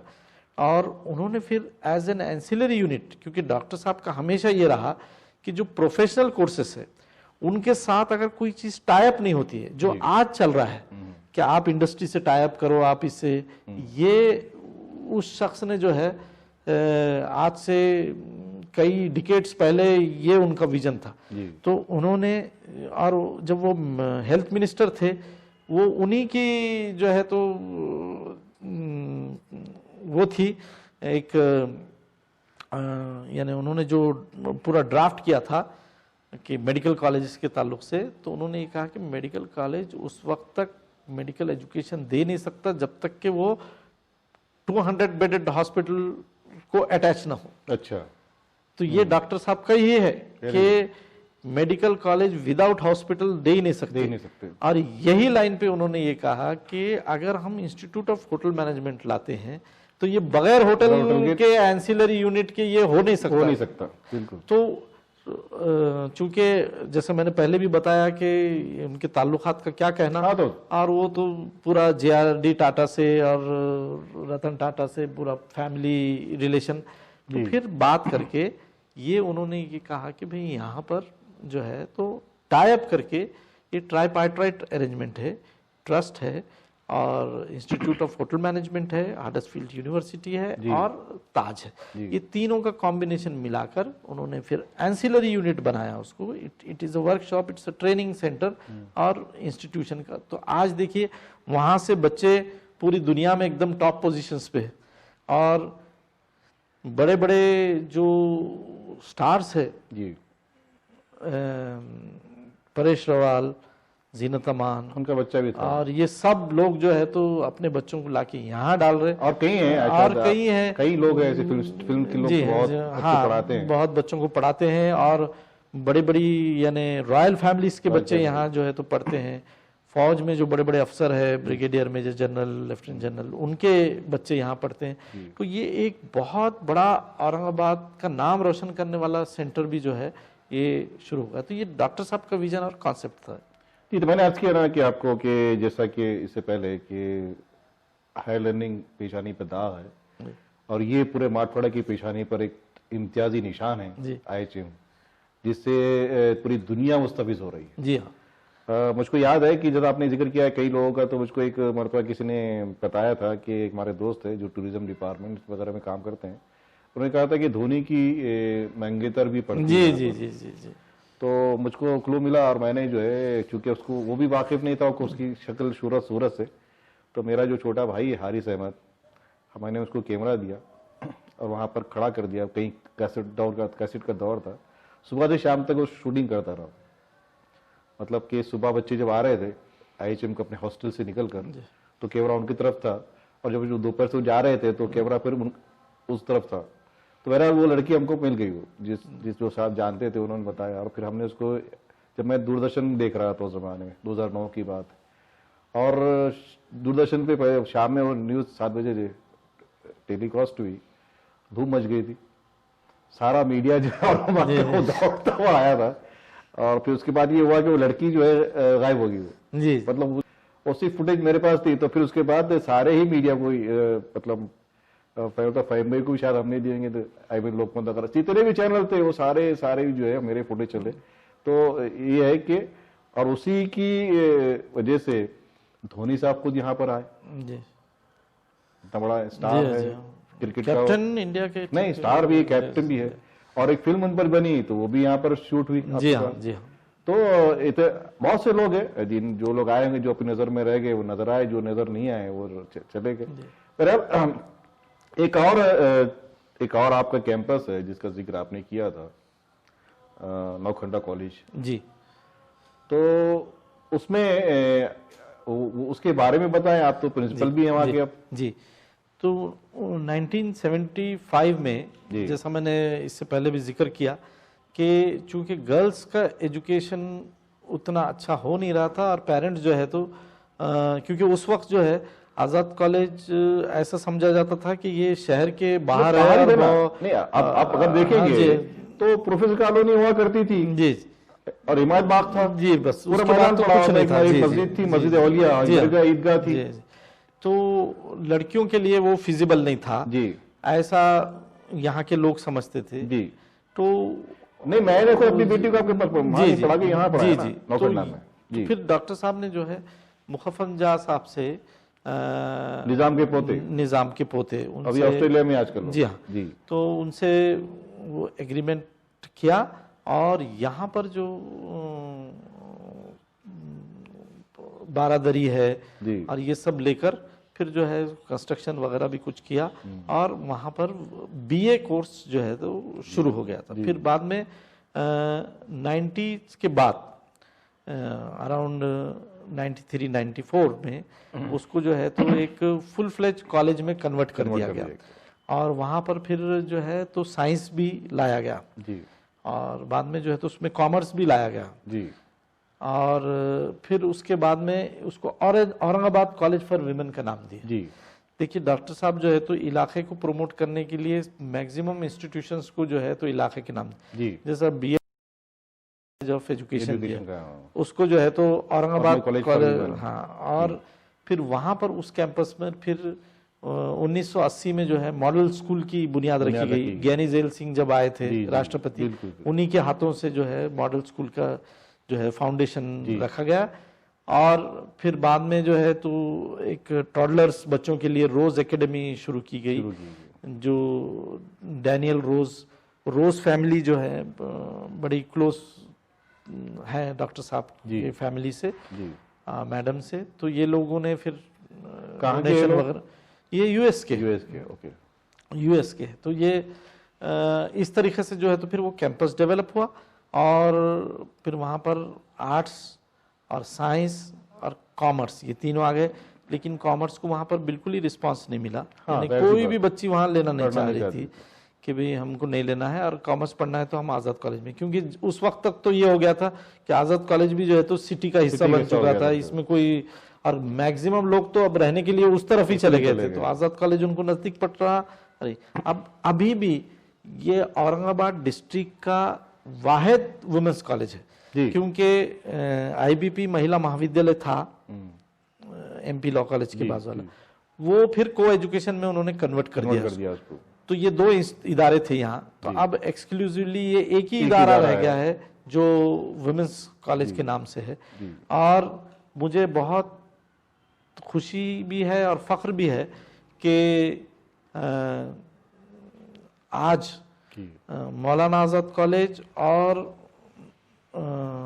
वुमेन्स कॉलेज, ये दोनों कॉलेज के जो अलमनाए हैं एक्स स्टूडेंट, वो पार्लियामेंट के दोनों हाउसेस में एमपीज बोलकर रिप्रेजेंट कर रहे हैं। इम्तियाज जलील साहब जो है लोकसभा में है, वो मौलाना आज़ाद कॉलेज के एक्स स्टूडेंट और अलमनाए रहे हैं, और मोहतरमा फौजिया खान साहिबा जो है वो वुमेन्स कॉलेज की अलमनाए हैं और वो राज्यसभा में है। तो ये बहुत सेलिब्रेशन का टाइम है। बिल्कुल सही। तो असल में मेरा अगला सवाल उधर ही जाने वाला था, जो नौकंडा पैलेस हुआ करता था, उनकी उस वक्त की गद्दी वहां महफूज रहेगी जी, लेकिन अफसोस ये है कि वो प्रोटेक्टेड मोनूमेंट है, मेरे ख्याल से स्टेट आर्कोलॉजी के अंडर में हो गालिबन, या एएसआई के अंडर में होगी, लेकिन प्रोटेक्टेड है, वहाँ बोर्ड भी लगा हुआ है, लेकिन वो बहुत अच्छी हालत में नहीं है जी। तो मेरा एक सजेशन होगा आपको, मेरी एक दरख्वास्त भी होगी आपसे कि आप उसकी बजाय वो नहीं करती तो आप उसकी रखवाली कर लें थोड़ा सा। और एक भी ये एहसास है कि मैं वो समझता हूँ कि ये चोर जो है रोज चोरियां करते हैं, इनको थोड़ी सी अकल नहीं है। वो बेचारी एक गद्दी पड़ी हुई है, वो अगर चोरी कर ले तो करोड़ों की गद्दी तो वही पड़ी हुई, उसमें चोरी कर ले तो खैर पहला उससे पहले वो चोरी हो जाए, अब आप उसको रखवाली कर, यानी ये वीडियो से हो ना जाए जी। तो देखिए कि जो एग्रीमेंट के हिसाब से है जी, तो वो पूरी जो गद्दी है और वो पूरा जो सिस्टम है वो ऑलरेडी निज़ाम ट्रस्ट के अंडर में है जी। और उन्होंने वहाँ पर लोग भी कुछ वहाँ पर ऑलरेडी पहले से भी वहाँ उसकी रखवाली के लिए केयर टेकर जो है वहाँ रहे हैं। अब तो मैं समझता हूँ काफ़ी उसकी हालत अच्छी हो गई है, क्योंकि मैंने सुना कि बीच में प्रिंसेस इसरा भी आके विजिट करके गई है। आपके कॉलेज के जो अलमनाइज हैं जी, बच्चे जो निकले हैं, उन्होंने जो झंडे गाड़े हैं, तो उनमें से चंद कामयाब स्टूडेंट का जरूर तारुफ करा है हमारे नाज़रीन से आप। जी, दो का तो मैंने जिक्र कर चुका हूँ कि दोनों भी माशाल्लाह मेंबर ऑफ पार्लियामेंट है, और बारीक बीनी से अगर देखा जाए तो मैं समझता हूँ कि ये बुक ऑफ रिकॉर्ड्स में जाने वाली भी चीज़ है कि वक्त वाहिद में एक ही इंस्टीट्यूशन के जो है तो 2 MP एक लोकसभा में और एक राज्यसभा में, तो ये अपने आप में बड़ी बात है। और बहुत सारे बच्चे जो है बड़े बड़े इंडस्ट्रियलिस्ट हुए हैं और स्पेशली केमिस्ट्री वाली लाइन ने जो है तो बहुत प्लेसमेंट प्रोवाइड किया है, तो माइक्रोबायोलॉजी ने अच्छा प्लेसमेंट प्रोवाइड किया है, तो बच्चे नीविया वगैरह जैसी कंपनीज के बड़े बड़े पोजीशंस पे रहे हैं। और फार्मेसी ने जो है तो बहुत ही ज़बरदस्त काम किया है। अब आप देखिए फार्मेसी का तो वो बहुत बड़ा है। अब देखिए कि यूनिवर्सिटी के जो फर्स्ट प्रो वाइस चांसलर थे डॉक्टर तेजनकर, वो भी आज़ाद कॉलेज की जियोलॉजी के स्टूडेंट रहे हैं, BSc उन्हें। जो सेकंड प्रो वाइस चांसलर थे प्रोफेसर प्रवीण वक्ते साहब, वो भी फार्मेसी कॉलेज के भी हैं, केमिस्ट्री केमिकल टेक्नोलॉजी में। हाँ, केमिकल टेक्नोलॉजी में। तो ये दोनों भी first and second pro vice chancellor दोनों भी आज़ाद कॉलेज ने ही दिया है, ये कैंपस ने दिया है। और इसी तरीके से यूनिवर्सिटी में जो प्रोफेसर्स हैं, तो HODs प्रोफेसर्स, ये सारा आज़ाद कॉलेज का प्रोडक्ट है। बाहर की यूनिवर्सिटीज़ में और स्पेशली फॉरेन में जो है बहुत बच्चे हैं यानी जो काम करते हैं। और माशाल्लाह से जो फॉरेन स्टूडेंट्स पढ़े हैं, जैसा अभी हमारे पास यमनी बच्चे भी काफ़ी है, लड़कियां भी है लड़के भी है, तो ये लोग तो वहाँ पर जो है तो मिनिस्टर्स और गवर्नर्स और ये बन जाते। एक स्टूडेंट मेरा मिलने आया था वो कीनियन, वो बच्चा जो है UNO में जो है तो वो एम्बेसडर बोल के अफगानिस्तान के लिए गया था।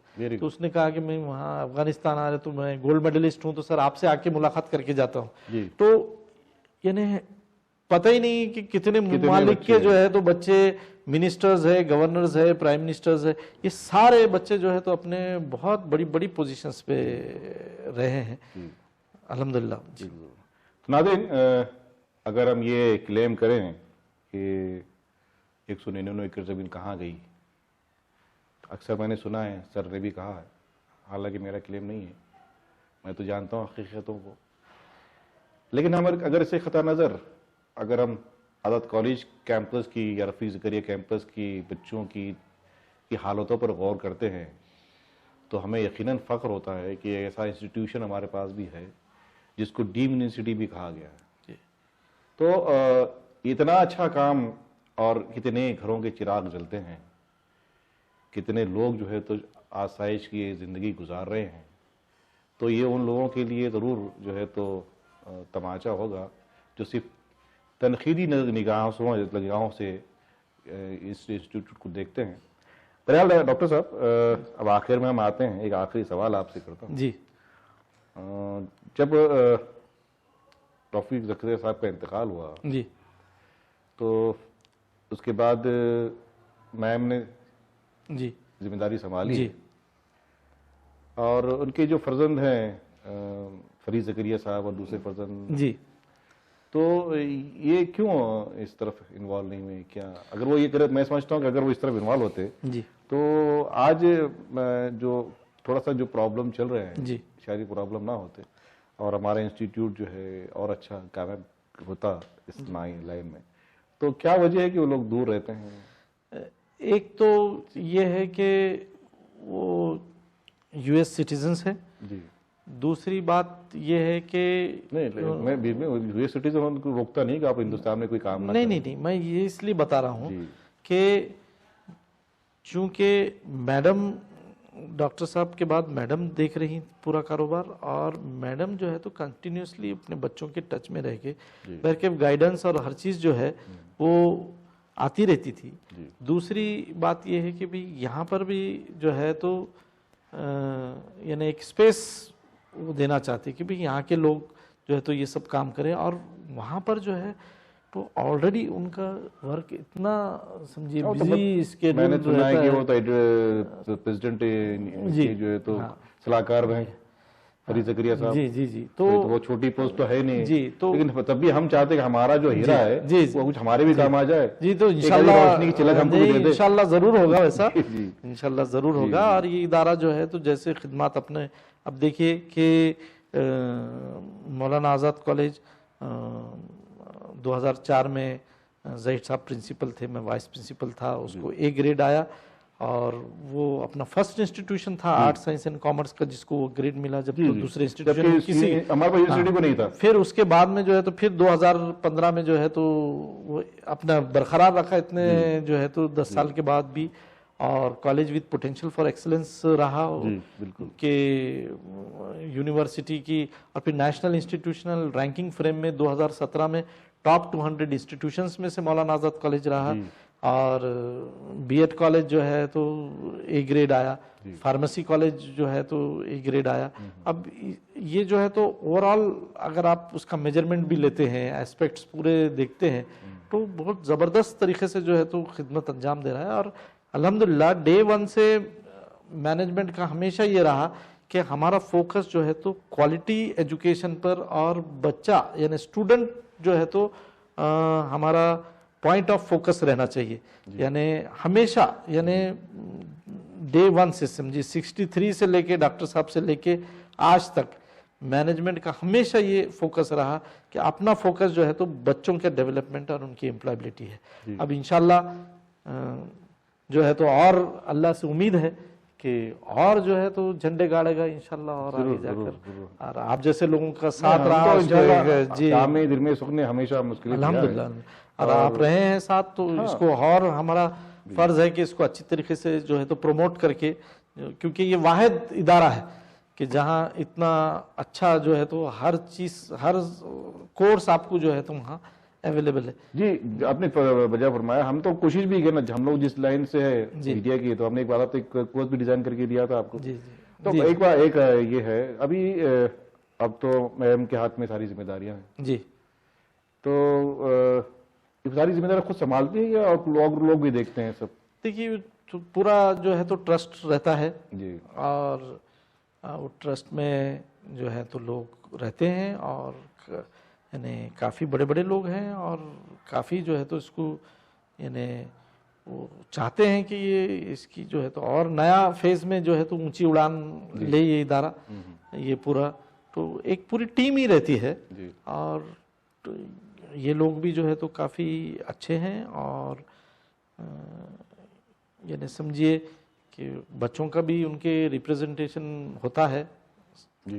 तो ये सब मिली जुली जो है तो एक बॉडी है जो पूरा लेके चलते हैं। और मैंने जैसा बताया आपका कि सभी का फोकस ये है कि हम बच्चों के लिए, उनके एम्प्लॉयबिलिटी के लिए, उनके मुस्तकबिल के लिए क्या बेस्ट कर सकते हैं। अब जो है तो मुझे भी उम्मीद है अल्लाह से कि ये इंशाल्लाह और नई ऊंचा उड़ेगा ये, और नई एक जो है तो छलांग लगाएगा, क्योंकि ये फेजेस में आ रहा है। जैसे नकवी साहब का फेज, फिर बाद में जो है तो मजहर मुहिउद्दीन साहब का फेज, फिर मैं आया, फिर ज़हीर साहब, फिर मैं, फिर इस तरीके से जो है तो अभी इंशाल्लाह देखते हैं मुस्तकबिल में, क्योंकि न्यू एजुकेशन पॉलिसी के तहत जो है नई नई चीज़ें भी आ रही है, कैफेटेरिया अप्रोच आ रहा है, और फॉरेन यूनिवर्सिटीज़ जो है तो अपनी इंडिया में आने, मिनिस्टर ऑफ हायर एजुकेशन उस दिन अपनी स्पीच में वो कह रहे थे कि अराउंड 100 फॉरेन यूनिवर्सिटीज़ इंडिया में आएंगी। तो हर दौर में जो है तो नए जो है तो अपॉर्चुनिटीज आते हैं, और हमने उसको एनकैश करते रहना है और चलते रहना है आगे इंशाल्लाह। बिल्कुल सही। तो देखा नाज़रीन आपने कि जिस इदारे को हम छोटा सा इदारा समझते थे, आज़ाद कॉलेज को आज़ाद कॉलेज के नाम से जानते ज़रूर थे, लेकिन उसके बारे में हम उतना नहीं जानते जितना हमें जानना चाहिए था। ये इदारा मारवाड़ी का नहीं बल्कि दक्कन का एक अच्छा इदारा है, और बड़ी मेहनतों से पाल पोस कर इसको बड़ा किया गया है। तो आपसे गुजारिश है कि इसमें दामे दिल में सुखने, जहाँ भी आपकी ज़रूरत महसूस हो आप वो ज़रूर उसमें आगे बढ़ें। बहुत शुक्रिया। बहुत बहुत शुक्रिया, और मैं आपका ममनून और मशकूर हूँ कि आपने जो है तो मुझे मौका दिया कि दिल की बात कहने का। खैर, तो हाज़िर नाज़रीन, ये थे मखदूम फारूकी साहब, डॉक्टर मखदूम फारूकी, जो मेरे दोस्त भी हैं और हमदर्द हैं हमारे इदारे के भी। तो मैं इनका बड़ा ममनून मशकूर हूँ कि इन्होंने हमें वक्त दिया और हमारे पास दावत पर तशरीफ़ लाए। बहुत शुक्रिया रुकन साहब। बहुत बहुत शुक्रिया। अल्लाह हाफ़िज़।